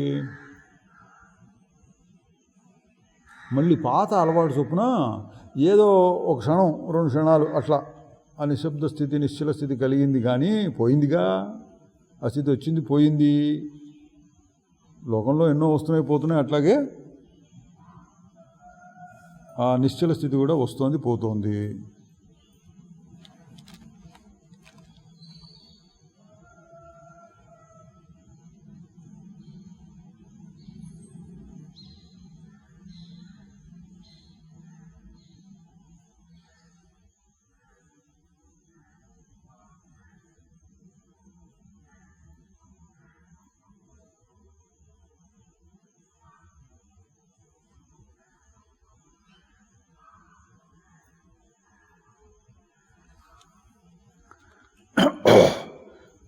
దానికి ఇంకో మాట చెప్పారు, నిశ్చల స్థితి కూడా వస్తోంది, పోతోంది కదండి, శాశ్వతంగా ఉండట్లేదు కదా. ఎప్పుడో ఇట్లా మనం అనుకున్నప్పుడు గమనించగలుగుతున్నాం.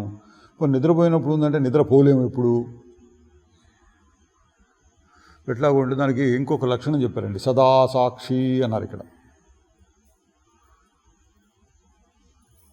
ఎల్లప్పుడూ అది సాక్షిగా ఉంటుంది. సాక్షి అన్న వాటికి ఏం చెప్పాం? అంటుకోకుండా చూడటం, అసంగంగా, పట్టించుకోకుండా.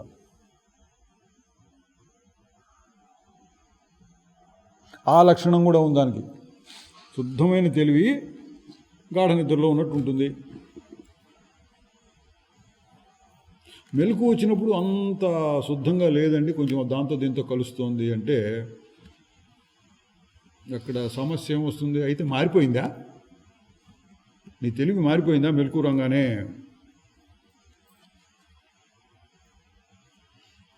అది కూడా చెప్పడానికి వీల్లేదు. ఎందుకు? అప్పుడు మారలేదు, నిద్ర ఎంతసేపు పోయినా మారలేదు. మధ్యలో అట్లా నిశ్శబ్దంగా నిశ్చలంగా ఉండు, ఆగి చూడు అంటే మళ్ళీ అదే వస్తుంది. పిలిస్తే వస్తుంది. కొంచెం అలవాటైంది కదా, కొంత అభ్యాసం చేసినాక ఎట్లా ఉంటుంది, కొంచెం పిలిస్తే వస్తుంది. ఆగి చూడు అంటే అదే వస్తుంది. మరి మారుతోంది అందామా, మారట్లేదు అందామా? కాదండి, నిద్దట్లో మారలేదు కానీ ఇప్పుడు మారిపోయిందంట. ఇప్పుడు మారిపోతే అది కూడా చచ్చిపోయేది అయిపోతుంది. అన్ని వస్తువులు పుడుతున్నాయి, పెరుగుతున్నాయి, చస్తున్నాయి. అది మార్పు. అట్లాగే ఈ తెలివి కూడా పుడుతోంది, పెరుగుతోంది, చచ్చిపోతుంది. అట్లా లేదు. ఎందుకు? నిద్దట్లో మారకుండా ఉంది, ఆగి చూసినప్పుడు మారకుండా ఉంది. మారకుండా ఉండటం దాని లక్షణం కాబట్టి, ఇది మారకుండా ఉండటం దాని సహజం, దానికి లక్షణం కాబట్టి ఇప్పుడు కూడా మారకుండానే ఉండాలి. ఇప్పుడు అంటే మన ఇంద్రియాలు, కళ్ళు, చెవులు, ముక్కులు ఇవన్నీ బాగా పనిచేస్తూ ఉన్నప్పుడు కూడా మారకుండా ఉండాలి.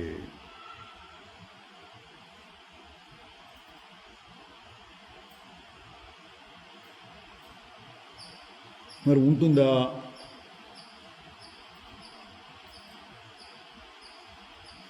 దీనికోసం మళ్ళీ కొంచెం మనసు దృష్టిని పెట్టి చూడాలి, విచారణ. ఒకటేమో కొన్ని స్థితుల్లో గాఢ నిద్ర అట్లా ఆగి చూడటం, అటువంటి స్థితుల్లో మారటం లేదు, అది గ్యారంటీ.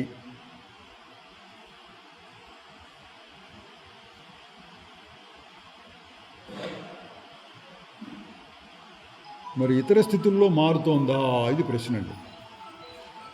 దీనికి సిద్ధాంతం పరంగా మనం సమాధానం చెప్పచ్చు. ఏంటి సిద్ధాంతం?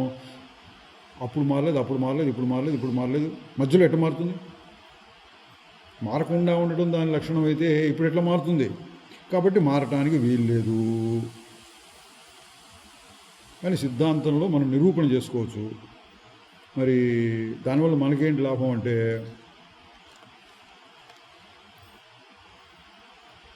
అదే తెలివి, అస్సలు తెలివి, అస్సలు నేను మారకుండా ఉండేటటువంటి తెలివి ఇప్పుడు కూడా ఉన్నది.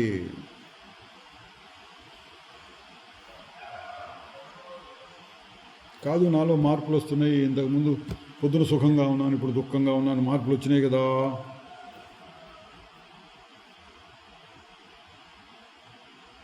అక్కడ పరిశీలన చేయాలి. ఒక రకంగా చూస్తే మారిపోతున్నట్టు అనిపిస్తోంది, ఒక రకంగా చూస్తే మారలేదు.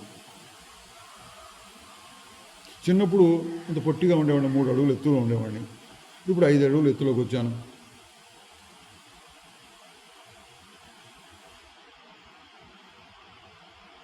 మారావా మారలేదా? మారాను. ఇది అప్పుడు 3 అడుగులు, ఇప్పుడు 5 అడుగులు మారాను. నీ అనుభవంలో నేను అంటున్నావా, ఇంకా వేరే పేరు మార్చేసావా? 3 అడుగులు ఉన్నప్పుడు ఒక పేరు, 5 అడుగులు ఉన్నప్పుడు వేరే నేను, వేరే పేరు వచ్చిందా? అదే నేను అన్న అనుభవం ఉందా? 3 అడుగులు ఎత్తున్నప్పుడు, 50 ఏళ్ళ నాడు అనుకోండి, 3 అడుగులు ఎత్తులో ఉన్నాను, తర్వాత 5 అడుగులు ఎత్తులోకి వచ్చాను. అదే నేనా, ఇంకొక నేనా? ఇక్కడ కొంచెం గజిబిజి ఉంది. 2 రకాలుగా చెప్తాం. నేను ఒకప్పుడు 3 అడుగులు ఎత్తు ఉండేవాడిని, ఒకప్పుడు 5 అడుగులు ఎత్తులోకి వచ్చాను. నేనే మళ్ళీ ఈ నేను అన్న మాటలోనేమో మారటం లేదు అని అర్థం వస్తుంది. 3 అడుగులు, 5 అడుగులు, లేదా సుఖంగా ఉన్నాను, దుఃఖంగా ఉన్నాను, అప్పుడు తెల్లగా ఉండేవాడిని, ఇప్పుడు ఎండలో తిరిగి నల్లగా అయిపోయాను. ఇవన్నీ మార్పులు చెప్పుకుంటున్నాం నేను గురించి. మారట్లేదు అన్నట్టుగా చెప్తున్నాం. ఎట్లా? అదే నేను. 2 కలిసి ఉన్నాయన్నమాట. మారే నేను, మారకుండా ఉండే నేను, 2 కలిసినట్లు ప్రస్తుతం మనకున్న అనుభవం. ఏం చేయమన్నారంటే మళ్ళీ దీనికి జ్ఞానమే, పరిశీలించి చూడాలంతే.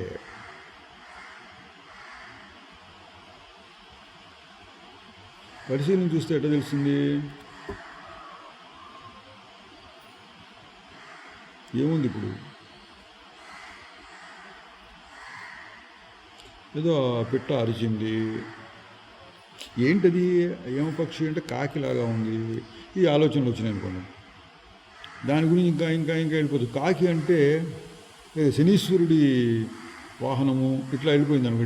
ఇట్ట ఆలోచించుకుంటూ పోతే నా తెలుగులో చాలా మార్పులు వస్తున్నాయి. సరే, కొంచెంసేపు ఆలోచించి ఆగిపోయింది. ఎందుకు ఇదంతా అని ఆపేశాం. లేదా వేరే ఏదో వస్తే ఆ ఆలోచనలు వచ్చినాయి, మళ్ళీ కొత్త ఆలోచన.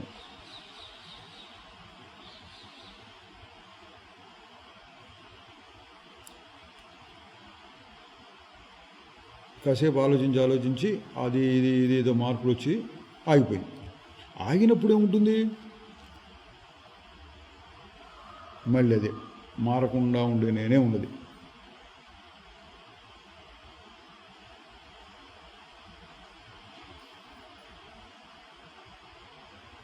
మరి అవి ఇవి ఆలోచన లోపల వచ్చినప్పుడు మారుతోందా మారట్లేదా? 3 అడుగుల ఎత్తులో ఉండేవాడిని, ఇదొక ఆలోచన. ఇప్పుడు 5 అడుగుల ఎత్తులో ఉన్నాను, ఇదొక ఆలోచన.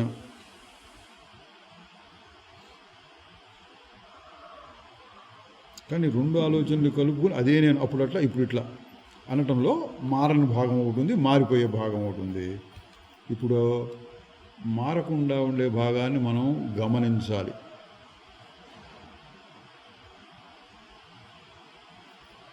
సాక్షి అన్నారు దాన్ని.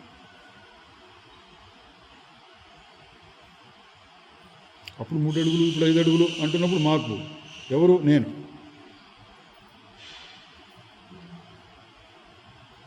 నేను అన్నప్పుడు అదే నేను అప్పుడు ఇప్పుడు అన్న అనుభవం మనకు ఉంటుంది.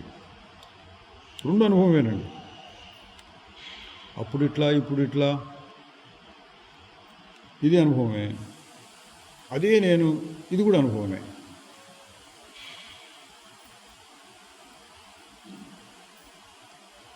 ఈ అనుభవం ఎటువంటి అనుభవం అన్నారంటే మనం కూడా పరిశీలించి మనం రుజువు చేసుకోవచ్చు.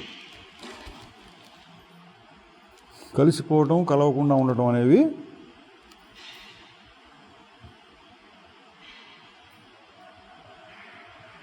విచిత్రంగా జరుగుతున్నాయి.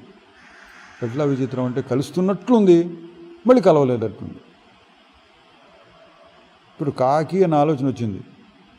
కాకిని గురించి 2 నిమిషాలు 3 నిమిషాలు ఆలోచించాను. ఎందుకు అరుస్తుందా? దానికి ఆకలేసి అరుస్తుందా? ఏం తోసకు అరుస్తుందా? వర్షంలో తడిసిపోయిందేమో పాపం, ఇట్లేదో ఆలోచించాను. దాంతో కలిసిపోయినా. కాసేపు నా తెలుగులో మార్పు వచ్చింది. కాకిని మాత్రమే తెలుసుకుంటున్నా ఆ శబ్దం రాగానే. తర్వాత ఇటుపక్క ఏదో కుక్క అరిచింది. కాసేపు కుక్కని గురించి ఆలోచించా. మళ్ళీ తెలుగులో మార్పులు వచ్చినాయి.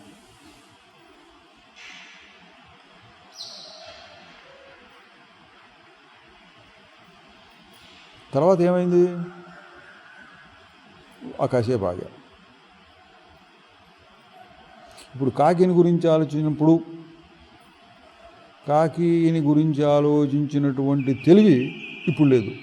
తర్వాత కుక్కని గురించి ఆలోచించినప్పుడు ఆ తెలివి కూడా ఇప్పుడు లేదు. ఆ తెలివి వచ్చింది పోయింది, ఈ తెలివి వచ్చింది పోయింది. ఏది ఉన్నది అంటే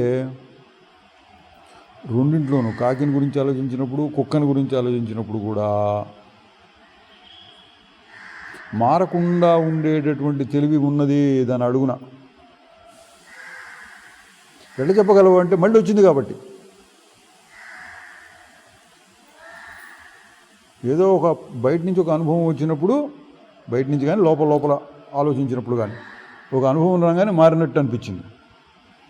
ఆ అనుభవం పోయి ఇంకొక ఆలోచన, బయట నుంచి ఏదైనా జ్ఞానం వచ్చినప్పుడు మళ్ళీ ఇంకో రకంగా మారినట్టు అనిపించింది. ఇంకో రకంగా మారుతున్నట్టు అనిపిస్తోంది.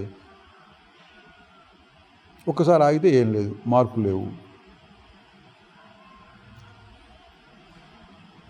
ఇంకొక రకంగా కూడా యుక్తి ఏంటంటే, కాకిని గురించి ఆలోచించి అట్లా కాకిలాగా అయిపోయింది మనస్సు, తెలివి.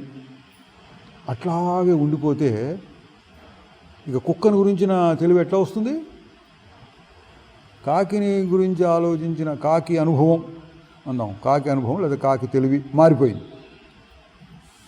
అది పోయింది. అది పోకుండా కుక్క అనుభవం రాదు. ఒకటి పోతుంది, కొత్తది వస్తుంది. అది ఎక్కడికి పోయింది? ఎక్కడికో పోయింది. ఈ అనుభవం వచ్చింది, ఇది కూడా ఎక్కడికో పోయింది. నేను అన్న అనుభవం మటుకు ఉంది. అందుకని ఏమన్నారంటే, రకరకాల అనుభవాలేమో వస్తున్నాయి పోతున్నాయి మారిపోతున్నాయి. నేను అన్న అనుభవం మారటం లేదు. ఎట్లాగ అంటే వాటికి కూడా కొన్ని ఉదాహరణలు ఉన్నాయి. పూర్వం అద్దంలో ప్రతిబింబాల్లాగా అన్నారు. అద్దంలో అక్కడెక్కడో అద్దం పెట్టాం, చాలామంది ముఖం చూసుకుంటున్నారు. ఎన్నెన్నో బొమ్మలు పడుతున్నాయి. దాంట్లో ఒక్కొక్కరు మొహం చూసుకున్న పడుతుంది. ఏ మొహం లేనప్పుడు అక్కడ ఏదైనా ఇతర వస్తువులు ఉంటే వాటి బొమ్మలు పడుతున్నాయి. అద్దంలో మటుకు మార్పు లేదు. ఇప్పుడు కొత్త అనుభవాలు వస్తున్నాయి. ఇది కొత్త ఉదాహరణలు. సినిమా తెర మీద బొమ్మలు, టీవీ తెర మీద బొమ్మలు వస్తున్నాయి పోతున్నాయి. మారిపోయే అనుభవాలు. తెర మారటం లేదు. సినిమా తెర మీద మారిపోయేటటువంటి అనుభవాలు అది కల్పిస్తుంది మనకి మారిపోయే అనుభవాలని. కానీ తెర మటుకు ఒకటే రకంగా ఉంది. తెర శాశ్వతంగా ఉంది, మారకుండా ఉంది. పైన వచ్చిన బొమ్మలు మారిపోతున్నాయి. ఆ ఉదాహరణ బాగా సరిపోతుంది మనకి. కాకి అనుభవం అదొక బొమ్మ పోయింది, కుక్క అనుభవం అదొక బొమ్మ పోయింది, ఆగు, ఉత్త తెర. మళ్ళీ ఇంకేదో కొత్త అనుభవం వచ్చింది, తెర ఏదో మారిపోయినట్టు అనిపించింది, మళ్ళీ ఆ అనుభవం కూడా పోయింది, మళ్ళీ తెర.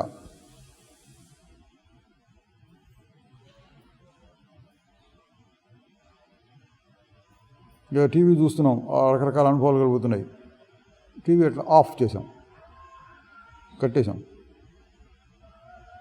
తెర నల్లగా తెర ఉంది. అప్పుడు చూస్తే ఏం తెలిసింది, ఈ బొమ్మలు రాకముందు గంట ముందు టీవీ తెర ఎట్లా ఉంది, ఇప్పుడు కూడా అట్లాగే ఉంది. మళ్ళీ కాసేపు పెట్టాం 5 నిమిషాలు, మళ్ళీ మార్పులు వచ్చినాయి, మళ్ళీ ఆఫ్ చేసాం, మళ్ళీ అదే తెర. దీన్ని బట్టి ఏం అర్థం చేసుకోవచ్చు, తెరలో మార్పు రావటం లేదు. మరి మార్పు రాకపోతే బొమ్మలు ఎట్లా కనిపిస్తున్నాయి అంటే ఒక మార్పు వచ్చింది, మళ్ళీ కట్టేస్తే మళ్ళీ అదే తెర ఉంది కదా. అంటే ఇది ఒక ఆశ్చర్యం, ఇప్పుడు తయారు చేశాడు అట్లా. రెండు కలిపి చెప్తే ఏమన్నారంటే, బొమ్మలు తెరకు అంటుతున్నట్టు, తెర మారిపోతున్నట్లు, తెర రకరకాల బొమ్మలుగా మారుతున్నట్లు, మారుతోంది అనకూడదు, మారుతున్నట్లు అనిపిస్తోంది, కానీ నిజంగా మారటల్లా. క్షణికంగా ఏదో కొత్తది వచ్చినట్టు అనిపిస్తుంది, మళ్ళీ పోతుంది. ఒక్కొక్క క్షణంలో ఒక్కొక్క బొమ్మ వస్తుంది, పోతుంది. పాత బొమ్మ పోతుంది, కొత్త బొమ్మ వస్తుంది, పాత బొమ్మ పోతుంది, కొత్త బొమ్మ వస్తుంది. కట్టేసినప్పుడు అన్నీ పోతాయి. ఈ ఉదాహరణ మనకు బాగా సరిపోతుంది. గాఢ నిద్ర అంటే టీవీ కట్టేసినట్టు అనుకోండి, మారని అనుభవం. ఇప్పుడు రకరకాల బొమ్మలు వస్తున్నాయి, కళ్ళు తెరిచి చూస్తే ఈయన బొమ్మలు, శబ్దాలు, చెవుల్లోకి శబ్దాలు, ఇవన్నీ బొమ్మలు లాంటివి, తెర మీద వచ్చే బొమ్మలు లాంటివి. ఇప్పుడు మనకున్న గజిబిజి ఏంటంటే, తెర మారిపోతుంది అన్నట్లుగా ఇక్కడ చెప్పుకుంటే మన దగ్గర నేను మారిపోతున్నా అనిపిస్తుంది. సుఖం వచ్చింది, హాయిగా ఉన్నాం, ఆలోచించాం. దుఃఖం రంగానే అయ్యో ఎందుకు వచ్చింది ఎట్లా పోతుంది అనుకుంటున్నాం.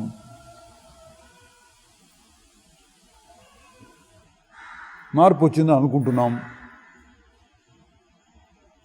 ఎందుకు సుఖం పోయి దుఃఖం వచ్చింది, మార్పు వచ్చింది అని అనుకుంటున్నాం. ఇప్పుడు అక్కడ పరిశీలన చేయాలి,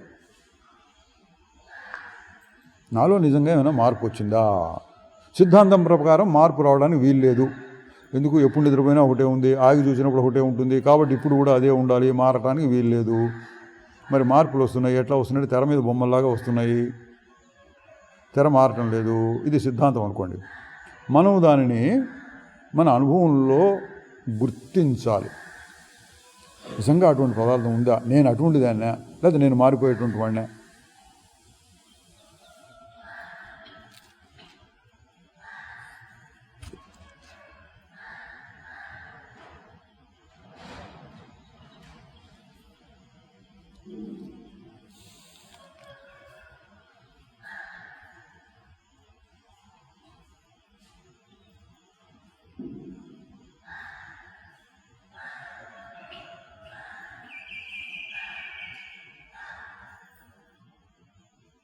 దానికి సాక్షి అని పేరు పెట్టారండి. అంటే మార్పులు వస్తూ ఉన్న సమయంలో కూడా మార్పులు రావటం లేదు అని గుర్తించడం. అంటే తెర పైన మార్పులు వస్తూ ఉన్నప్పుడు కూడా తెరకి నిజంగా మార్పులు రావట్లేదు అని గుర్తించడం. తెరల మీద గుర్తించాలంటే ఒకటేమో తీసేసినప్పుడు అదే తెర, మళ్ళీ వేసినప్పుడు బొమ్మలు, మళ్ళీ తీసేస్తే మళ్ళీ అదే తెర. 4 సార్లు 5 సార్లు ఇట్లా చేసిన తర్వాత జాగ్రత్తగా తెరను దగ్గర పరిశీలిస్తూ ఉంటే బొమ్మలు వస్తున్నాయి, మారిపోతుంది, మళ్ళీ బొమ్మలు వస్తున్నాయి, మారిపోతుంది. కాబట్టి తెర ఉండాలి. చూద్దాం, ఏదో ఒక మూల నల్లగా ఉంది, ఈ మూల నల్లగా ఉంది, కాసేపు ఈ మూల నల్లగా ఉంది, ఎక్కడో అక్కడ కాస్త నల్లగా ఉంది. దగ్గర పోయి ముట్టుకొని చూద్దాం, ముట్టుకొని ఇక్కడి నుంచి ఇట్లా అంటే అక్కడ నిజంగా బొమ్మలేని చేతికి తగలటం, తెర మాత్రమే చేతికి తగులుతోంది. కాబట్టి బొమ్మలు ఊరికి కనిపిస్తున్నాయి కానీ స్పర్శకి ముట్టుకుంటే కనపట్టలేదు. ఇంకా దగ్గర నుంచి జాగ్రత్తగా పరిశీలిస్తే కూడా బొమ్మల మీద దృష్టి పెట్టకుండా, ఏం బొమ్మ అని దృష్టి పెట్టకుండా అసలు ఇదేంటి అని చూస్తుంటే ఏదో చిన్న సన్న చుక్కల్లాగా తెర, బొమ్మ వస్తున్న సమయంలో కూడా తెర ఉన్నది అని కనిపెట్టచ్చు. ఏదో రంగు కనిపెట్టచ్చు. తెరగానే ఉంది, బొమ్మలు పైన వస్తున్నాయని. అట్లా ఇక్కడ కనిపెట్టచ్చు మనం.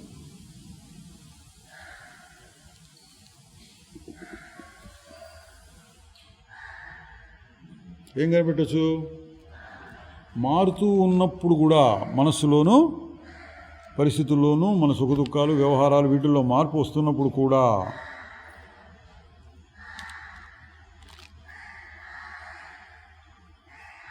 మారటం లేదు, నేను మారట్లేదు, ఏదో నేను మారటం లేదు.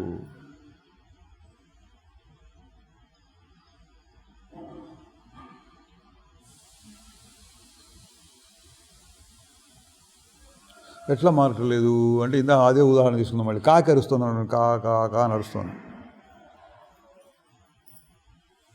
అరుస్తున్నప్పుడు ఏం జరుగుతుంది? కాకి అరుస్తున్నది. కాకి అరుస్తున్నది నీకెడ తెలిసింది అని ప్రశ్న వేసుకున్నాం అనుకోండి. నేను గమనిస్తున్నాను. తర్వాత కుక్క అరిచింది, నీకెడ తెలిసింది? నేను గమనిస్తున్నాను. ఆ నేను గమనిస్తున్నాను అనేది మారటల్లా, అది తెలివి. ఇది కుక్క ఇది అరుస్తోంది, ఇది కాకి ఇది అరుస్తోంది అని తెలివి అంటూ ఉన్నప్పుడు తెలివి కొంచెం మారినట్టు. తెలివిలో కుక్క బొమ్మ, ఒకసారి కుక్క బొమ్మ పడింది, ఒకసారి కాకి బొమ్మ పడింది. అట్లా మనసులో బొమ్మలు పడుతుంటాయండి. టీవీ తెర మీద బొమ్మలు పడ్డట్టు మనకి ఆలోచన వచ్చిందంటే రూపనామములు అంటారు. ఒక బొమ్మ పడుతుంది, ఒక పేరు వస్తుంది, నామరూపాలు. ఆలోచనలకు ముఖ్యమైన పద్ధతి ఏంటంటే నామం, రూపం. ఆ బొమ్మ పడుతుంది, కుక్క బొమ్మ పడుతుంది, కుక్క అనే పేరు వచ్చింది. కాకి బొమ్మ పడింది, కాకి అనే పేరు వచ్చింది.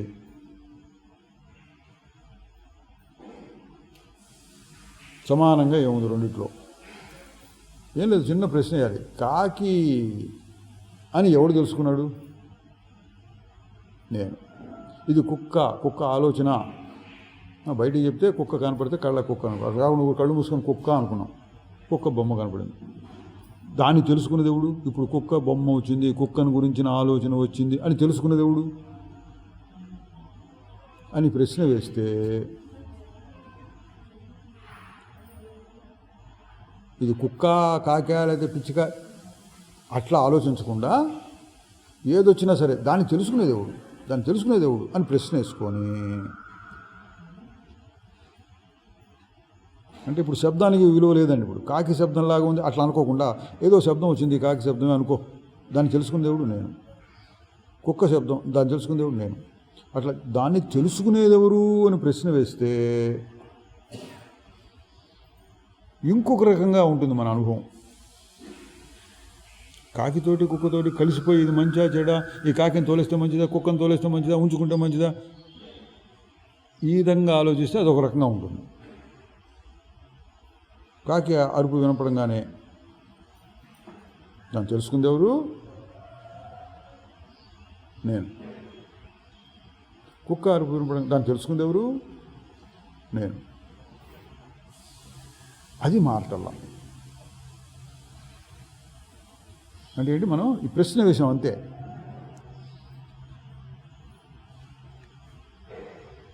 ఎటువంటి అనుభవం కలిగినా సరే ఈ అనుభవాన్ని తెలుసుకునేది ఎవరు అని ప్రశ్న వేస్తే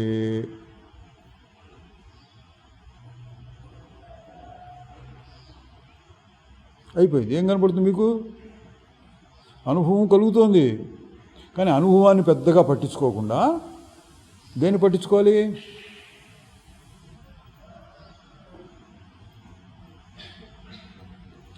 ఆ అనుభవాన్ని కూడా తెలుసుకునేదేవుడు, దాన్ని పట్టించుకోవాలి. పట్టించుకోవడం అంటే ఏంటండి? అర్థమైందా? పట్టించుకోవడం అంటే రెండు వస్తువులు ఉన్నాయి, ఇద్దరు మనుషులు ఉన్నారనుకోండి, అందులో ఒకడు మనకు ఆప్తుడు కావాల్సిన వాడు, వాడితో ఏదో పని ఉంది, వాడిని పట్టించుకుని వాడితో మాట్లాడుతున్నాం, పక్కన ఎవడో ఉన్నాడు వాళ్ళంతా పట్టించుకోవట్లా. ఇద్దరు ఉన్నారు దగ్గరే, మనకు కావాల్సిన వాడు, వాడిని పట్టించుకుంటున్నాం మనం.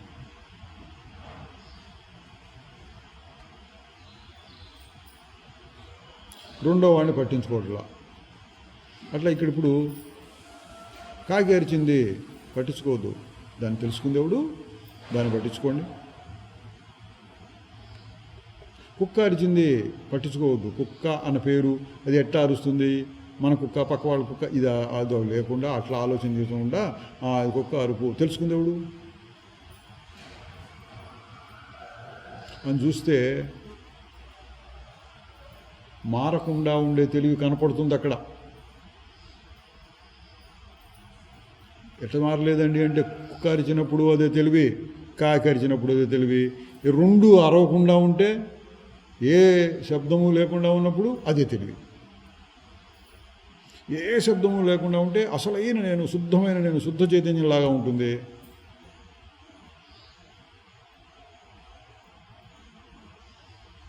ఇక్కడ పైన మార్పులు, అనుభవాలు మారుతున్నప్పుడు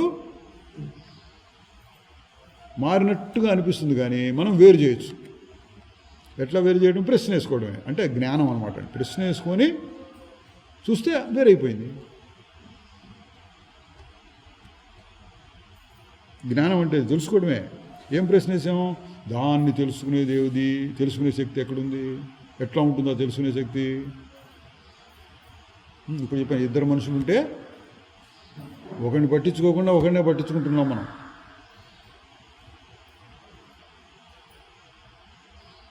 అట్లా ఇక్కడ కాకి అరిచింది, దాన్ని పట్టించుకోకుండా తెలుసుకునేది ఎవరు? దాన్ని పట్టించుకోండి.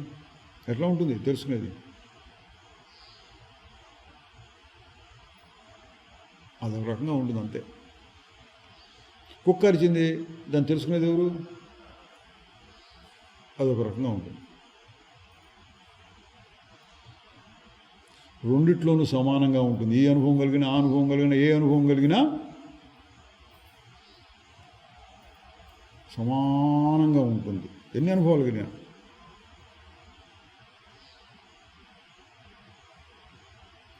ఏమి మారక ఎరుగు సాక్షి, ఏం మారకుండా ఊరకు ఉంటుంది.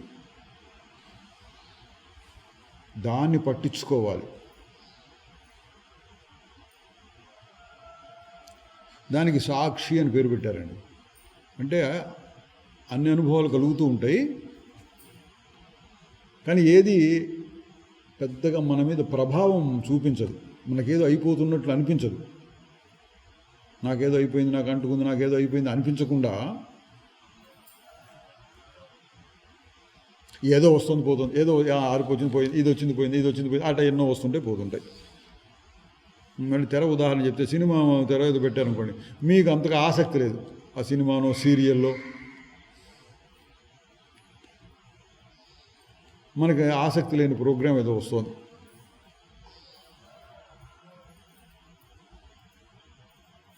ఏదో గొర్రెల పెంపకంలో మెలకువలు అని చెప్తున్నాను అనుకోండి, మనకి దాని మీద ఆసక్తి ఏదో పెట్టారు, ఎవరు పెట్టి ఊరికి చూస్తున్నాం కాలక్షేపం కోసం. అదే పట్టించుకోం. మనం ఫోన్లో మాట్లాడుకోవడం, వేరే అక్కడెక్కడ ఆ పనులు చేసుకోవడం, ఈ పనులు చేసుకోవడం పట్టించుకోం. కొంతమంది పొద్దున్నే ఏదో టీవీ పెడతారు, అందులో భక్తి రంజని ఏదో ఉంటూ వస్తుంది, పాటలు పద్యాలు ఏవో వస్తుంటాయి, స్తోత్రాలు. వీళ్ళ పనులు వీళ్ళు చేసుకుంటారు, అది మోగుతూ ఉంటుంది. మధ్య మధ్యలో కొంచెం పట్టించుకుంటుంటారు, తర్వాత తన పనులు తను పోతూ ఉంటారు.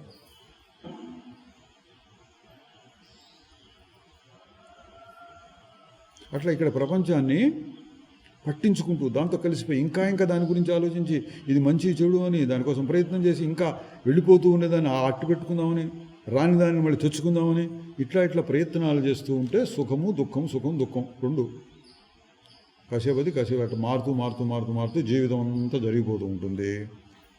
ఇంకొక రకమైన దృష్టి ఏంటంటే, ఎవరికి వచ్చింది ఈ అనుభవం, అది మారిపోయి కొత్త అనుభవం వచ్చింది, అది ఎవరికి వచ్చింది?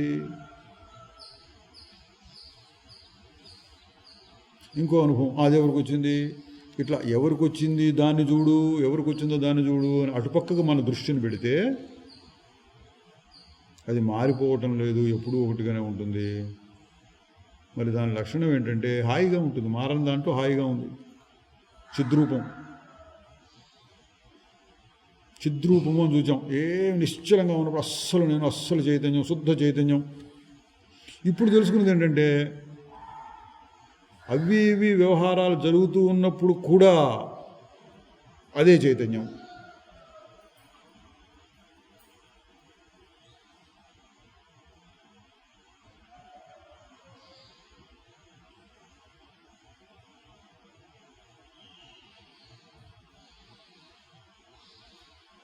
అయితే ఏం చేయాలి ఇప్పుడు దీన్ని?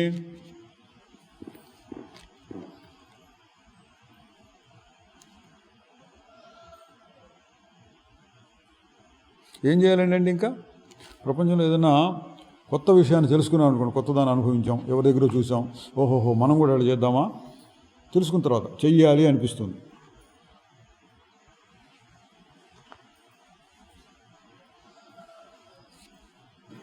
ఇక్కడ నీ స్వరూపం తెలుసుకున్నావు, తర్వాత ఏం చేయాలి? ఏం చేయక్కర్లే, అట్లా ఉంటే హాయిగా ఉంది. సుఖంచరా అంటే సుఖంగా ఉండు అని చెప్తున్నాడు. ఇప్పుడు దీని సారాంశం చెప్పుకుంటే సుఖం ఎక్కడి నుంచి వచ్చింది అని సారాంశం అడిగాం అనుకోండి, ఎక్కడి నుంచి వచ్చింది? ఊరకుంటే సుఖము ఉంటే అది అర్థం అవుతుంది. మనస్సు ఊరక ఉంటేనే సుఖం వస్తుంది. ఏదో చేసి చేసి సుఖాన్ని సంపాదించనక్కర్లేదు. మరి ఊరకుండటం ఎట్లాగూ అంటే 2 రకాలు వచ్చింది ఇప్పుడు. ఒకటేమో కాసేపు ఆగి, లేకపోతే ఆపి చూడు, మనసును ఆపి చూడు. నిశ్శబ్దం, నిశ్చలం, నిర్మలం, హాయిగానే ఉంది. లేదా గాఢ నిద్ర, పోయి కాసేపు మంచి నిద్రపడి చూడు, హాయిగా ఉంది.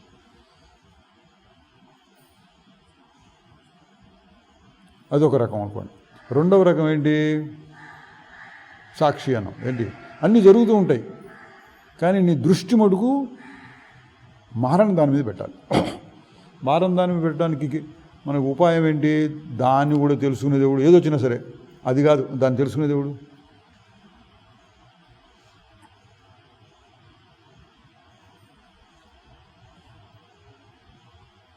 ఆహాహా చాలా బాగుంది, చాలా బాగుంది, సుఖంగా ఉంది అంటున్నాం. సుఖంగా ఉందని అనేదేవుడు, సుఖంగా ఉన్న దాన్ని పరిశీలన చేసి ఇది సుఖము అని పేరు పెట్టి ఇదంతా ఏం జరుగుతుంది లోపల, ఇట్టిట్ట జరుగుతుంది, దాన్ని తెలుసుకునే దేవుడు. దుఃఖం వచ్చింది, దుఃఖం అంటే ఏంటి? అబ్బో ఇట్ట అయిపోతుంది, ఇది దుఃఖం అని పేరు పెట్టి దుఃఖాన్ని తెలుసుకునే దేవుడు నేను, ఆ నేను కూడా తెలుసుకునే దేవుడు. ఇట్లా 1-2 ప్రశ్నలు వేస్తే మారని స్వరూపం. సుఖం వచ్చినప్పుడు అదే మారటలేదు, దుఃఖం వచ్చినప్పుడు అదే మారకుండా ఉంది, ఎప్పుడు చూసినా అదే మారకుండా ఉండే స్వరూపం.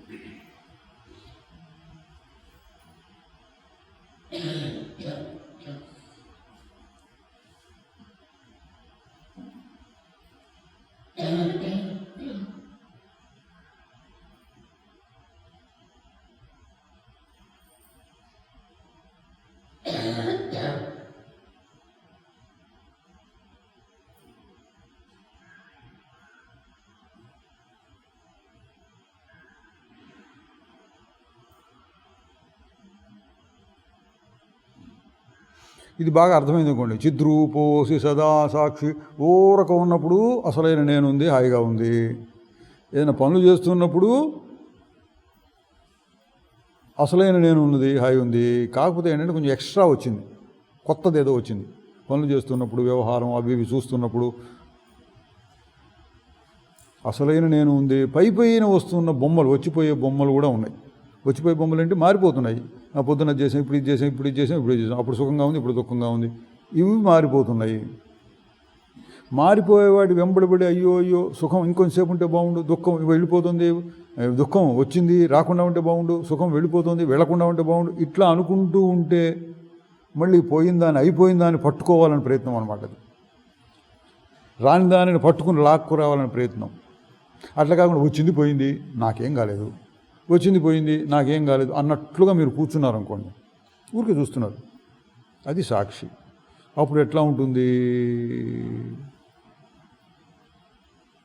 అంటే మీరు ఒకవైపు మారిపోయే వాటిని చూస్తూ ఉన్నా ఇంకొక వైపు మారకుండా ఉండేదాన్ని కూడా చూడగలుగుతున్నారు. అది మన సాధన యొక్క కృషి. మారిపోతూ ఉన్న సమయంలో కూడా మారకుండా ఉంటారు. ఒకటి కసేపట్ట మనసు ఆగితే చిద్రూపోసి ఆగి చూడు అన్నాం, మనసు ఆగిపోయింది, ఏముంది ఇప్పుడు? చిద్రూపం. ఇది ఒక రకం. ఇంకొక రకం ఏంటి? అన్నీ వస్తున్నాయి పోతున్నాయి, నేను మారటలా. అన్నీ రానిచ్చి అంటే అన్నీ అంటే మనసులో ఎన్ని రకాల ఆలోచనలు వచ్చినా, సుఖాలు వచ్చినా, దుఃఖాలు వచ్చినా దాన్ని కూడా తెలుసుకునేది ఎవరు? నేను. ఆ నేను ఎట్లా ఉంటుంది? దాని మీద దృష్టి పెడితే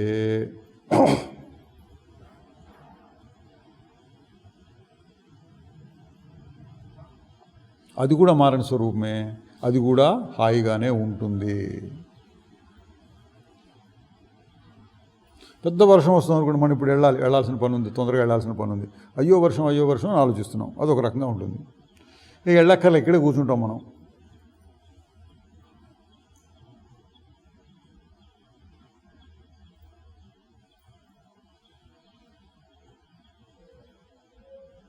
అట్లా ఉంటుంది, ఇక్కడే కూర్చుంటాం మనం వెళ్ళాల్సిన పని. అప్పుడు ఎట్లా ఉంటుంది, పట్టించుకోం మనం వర్షాన్ని, మన పనిలో మనం మాట్లాడుకుంటున్నాం, ఏదో భోజనాలు చేస్తున్నాం, తింటున్నాం, తాగుతున్నాం, కబుర్లు చెప్పుకుంటున్నాం, ఏదో చేస్తున్నాం. ఇక్కడ వర్షాన్ని గురించి పట్టించుకోం, ఎందుకు మనకు అవసరం వస్తే రాని కొద్ది పని.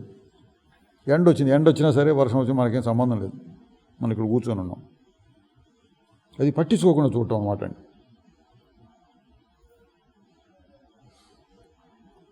అట్లా చూడొచ్చు దీన్ని, ప్రతి అనుభవాన్ని. అది మంచిది కావచ్చు, చెడు కావచ్చు. కోటి ఊహలు, కోటి చింతలు, కోటి ఇంద్రియ జ్ఞానములు చిత్తమందున చెలగి అణగుచు వస్తున్నాయి పోతున్నాయి. మనసులో అట్లా లేస్తున్నాయి పడిపోతున్నాయి. సముద్రంలో అలలలాగా లేస్తున్నాయి పడిపోతున్నాయి. లేకపోతే తెర మీద బొమ్మల్లాగా, ఒక బొమ్మ వస్తుంది పోతుంది, ఇంకో బొమ్మ వస్తుంది పోతుంది, ఇంకో బొమ్మ వస్తుంది పోతుంది. చిత్తమందున చెల్లగి అణగుచు శూన్యమగుటను చూచు సాక్షి. కోటి బాధలు, కోటి సుఖములు, కోటి వికారములు ఎన్ని వచ్చినా ఎన్ని పోయినా ఏమీ మారక ఎరుగు సాక్షి. ఏమీ మారటం లేదు. దీన్ని గుర్తించాలి.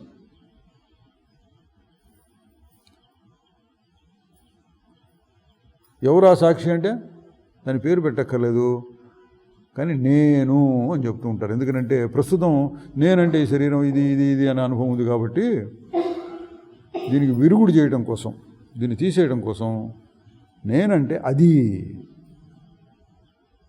ఇది కాదు అది.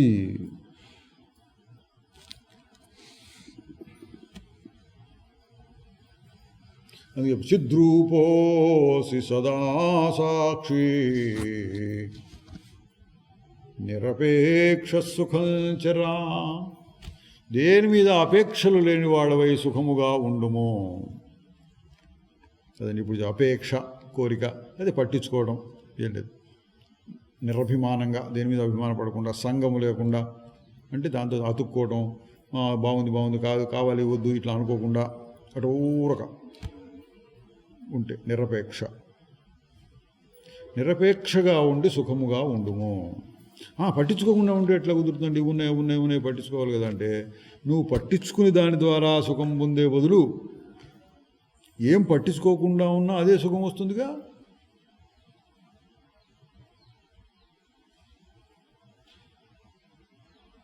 మెలకుగా ఉండి సినిమా తర్వాత సినిమా రోజు 3 సినిమాలు 4 సినిమాలు ఏదో జాగారం చేసినట్టు అది చేస్తే హాయిగా ఉంటుందా? నిద్రపోతే హాయిగా ఉంటుందా?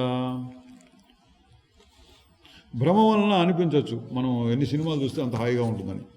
ఒక రోజు 2 రోజులు చూసేవాడికి ఇక మన వశంలో ఉండదు, దానంతా వచ్చేస్తుంది నిద్ర. అప్పుడేమనిపిస్తుంది, అబ్బా నిద్రపోతేనే హాయిగా ఉంటుంది.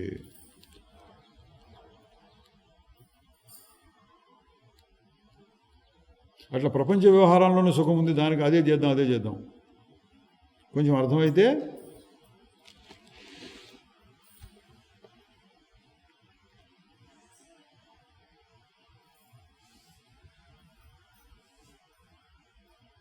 ఏం చేయక్కర్లా. నిరపేక్ష సుఖం చరా, దేని యందు అపేక్ష లేకుండా ఉండటం, అదే సాక్షి అంటే అది. నువ్వు చిద్రూపము సదా సాక్షి, మారటం లేదు, నీకు కావాల్సిన హాయి నీ దగ్గరే ఉంది. ఏం చేయాలి నువ్వు? అది నిరపేక్ష అంటే అది. దేని మీద కోరిక లేదు. అపేక్ష అంటే ఇంకో రకంగా దేని మీద ఆధారపడటం లేదు, అది కూడా చెప్పుకోవచ్చు. నీ సుఖం కోసం ఒకదాని మీద ఆధారపడటల్లా.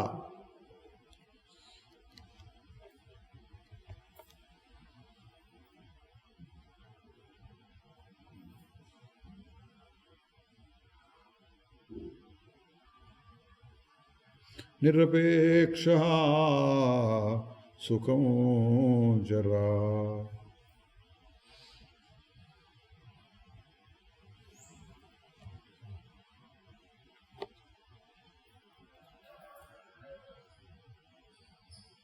ఈ సారాంశం ఏంటి?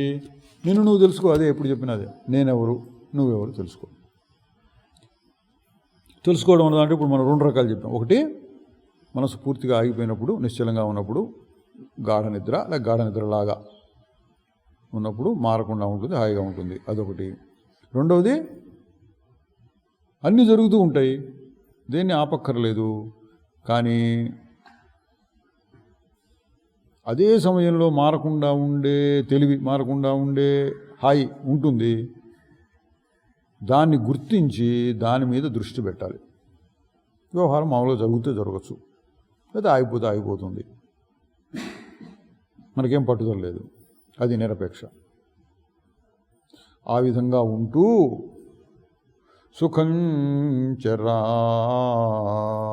సుఖంగా గడిపేసేయి అంటున్నారండి.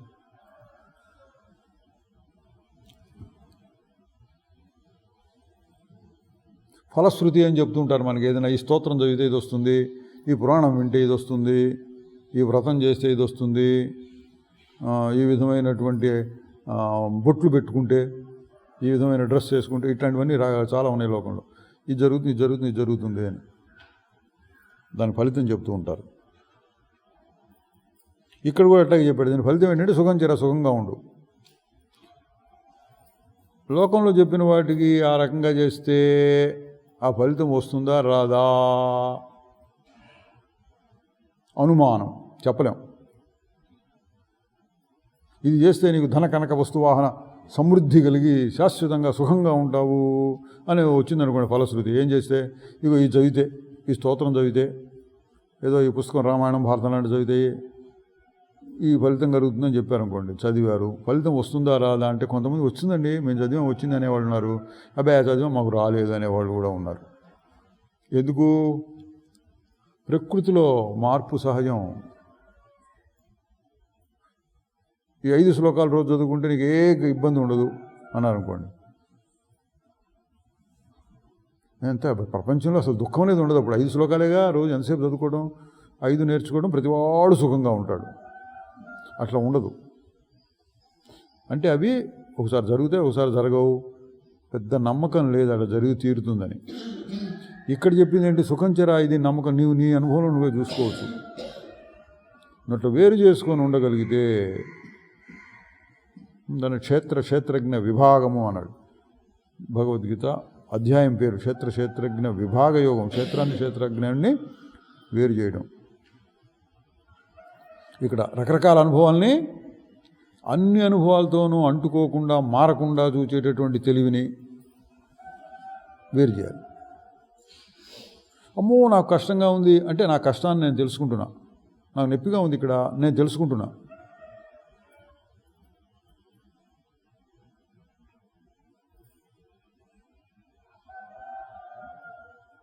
ఆ తెలుసుకోవడం వేరు. నాకు కష్టంగా ఉంది అని తెలుసుకుంటుంటే సాక్షి కాదు. నాకు కష్టం కష్టంతో కలిసిపోయినావు అనమాట. కలిసిపోయి తెలుసుకుంటున్నాను అంటున్నావు. దాన్ని అహంకారం అంటారు. అహంకారము లేదా జీవుడు దీంతో కలిసిపోయి నాకు ఇప్పుడు కష్టంగా ఉంది, నాకు ఇప్పుడు సుఖంగా ఉంది. కలిసిపోయి అంటే జీవుడు అహంకారం, నేను అహంకారం. కలవకుండా దాన్ని తెలుసుకునే దేవుడు నేను ఎట్టా ఉన్నాను మారకుండా అంటే సాక్షి. 2 అక్కడే ఉన్నాయండి. కలిసిపోతూ తెలుసుకోవడం, కలవకుండా తెలుసుకోవడం. కాకి అరుపు కుక్క అరుపు కలిసిపోయి ఇదేమిటి బాగాలేదు బాగుంది అంటే కలిసిపోయినట్టు. కలవకుండా ఊరికే విన్నావు అంతే, వచ్చింది పోయింది, ఇంకోటేదో వచ్చింది పోయింది. తెర మీద బొమ్మలు వస్తున్నాయి, సినిమాలు కూడా ఇది మంచి సినిమా, వాహా బాగుంది, అబ్బాయి ఇది బాగాలేదు అంటే సుఖ దుఃఖాలు. ఏదో కాలక్షేపం, మనకి ఇది అదేం లేదు, తోచ కాసేపు పెట్టుకున్నాం, బొమ్మలు వస్తున్నాయి, కాసేపు చూసాం, తర్వాత తీసేసి హాయిగా పడుకున్నాం. ఆ బొమ్మలు ఎందుకు ఉపయోగించినాయంటే ఏదో కాస్త కాలక్షేపం అటు ఇటు జరిగినాయి, సుఖము కలగలేదు దుఃఖము కలగలేదు. ఎందుకు? దాని గురించి మనం ఎక్కువగా పట్టించుకోలే. బాగా పట్టించుకున్నవాడు ఎట్లా ఉంటాడు? అబ్బాయి ఇది బాగాలేదండి, చీ ఇది తీసేసి ఇంకో ఛానల్ పెట్టు, అట్లా ఉంటుంది. బాగుందండి ఇంకోసారి చూస్తే బాగుండు, మళ్ళీ సాయంత్రం వస్తుంది అయితే సినిమా, అట్లా ఉంటుంది.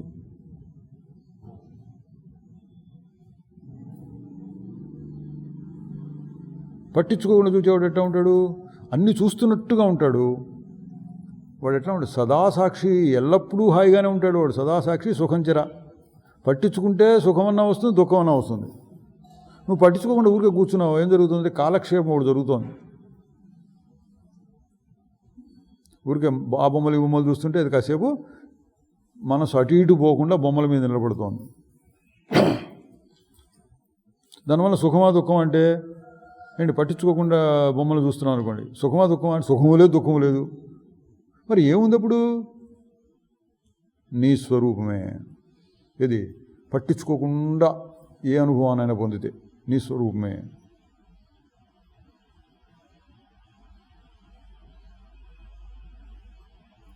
అది సదాసాక్షి. రెండు రకాలు, చిద్రూపోసి ఆగినప్పుడు చూడటం ఒక రకమైతే, చిద్రూపోస కదులుతున్నప్పుడు కూడా చూడటం సదాసాక్షి. ఇది తెలిసినవాడు నిరపేక్ష, దేని పట్టించుకోకుండా, దేని మీద అపేక్షలు లేకుండా, ఒక దాని మీద ఆధారపడకుండా, తన సుఖం కోసం ఇంకో దాని మీద ఆధారపడకుండా ఎప్పుడూ హాయిగా ఉండవచ్చును. అట్లా ఉండు అని చెప్తున్నారు. సుఖం చేరాన్ని సుఖముగా ఉండుము అని గురువుగారు శిష్యుడికి ఉపదేశం చేస్తున్నారు అన్నమాట. సుఖముగా ఉండుము, సుఖంచరా, సుఖంగా ఉండు, సుఖంగా ఉండు, సుఖంగా ఉండు. చూడండి ఎంత హాయిగా ఉంది ఇది. అజ్జయ్ ఇజ్జయ్ ఇజ్జయ్ అని చెప్పలా. నాకేదో మంత్రోపదేశం చేయండి అంటారు. మంత్రోపదేశం చేస్తారు. చేసి రోజు కనీసం 108 సార్లు దీన్ని అనుకోవాలి. ఎట్లా అనుకోవాలి? పొద్దున్నే లేచి స్నానం చేసి మడిగట్టుకొని కదలకుండా ఒక చోటు కూర్చొని కనీసం 108 సార్లు చేయాలి. ఇట్లా రూల్ పెట్టారనుకోండి, జీవితాంతం పాటించాలంటే చాలా కష్టం. అదొక రకమైన విలువ ఉంది దానివల్ల ఇంకొంత లాభం వస్తుంది, అదొక రకం. ఇది ఎట్లా ఉంది?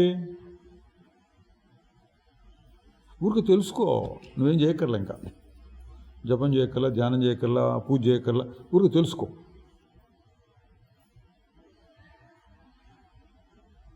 ఎన్ని వచ్చినా ఎన్ని పోయినా ఏమీ మారక ఎరుగు సాక్షి అని తెలుసుకో.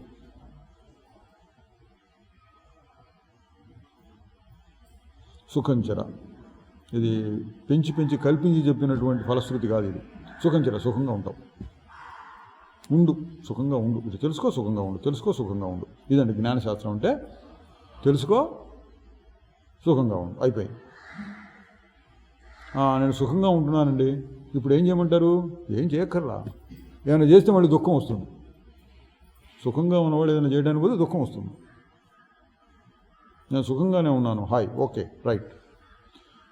కొంచెం ఎప్పుడన్నా దుఃఖం కలుగుతుంది, ఎందుకని? ఇది మరుపు వచ్చిపోయింది అసలు. అయితే మననం చేసుకో, గుర్తు తెచ్చుకో. దీన్ని గుర్తులో పెట్టుకోవడం కోసం ఏం చేయాలో అది చేసుకో. ఏం చేయాలి గుర్తులో పెట్టుకోవడానికి? ఇట్లా వింటున్నాం, ఒకరికొకరు చెప్పుకుంటున్నాం, తనలో తాను ఆలోచించుకుంటూ ఉండొచ్చు. ఏదో ఒక పుస్తకం తీసుకుని మళ్ళీ ఇదే 4 మాటలు కాసేపు చదువుకోవడమో వినటమో చేయొచ్చు. నాకు ప్రశాంతంగా ఉంది అంటే ఇంకా చేయక్కర్లేదు. అది చెప్పాడు. నత్వం దేహో నతే దేహో కర్త భోక్త నవా భవాన్ అసంగోసి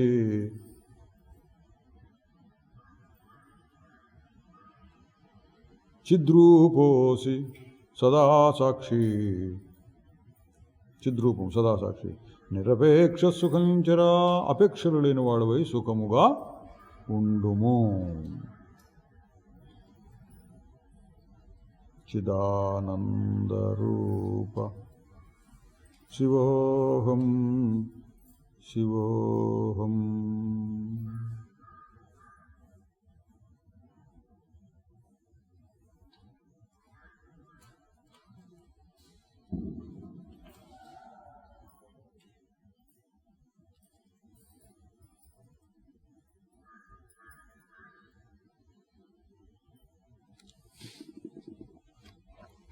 ఓం తత్సత్.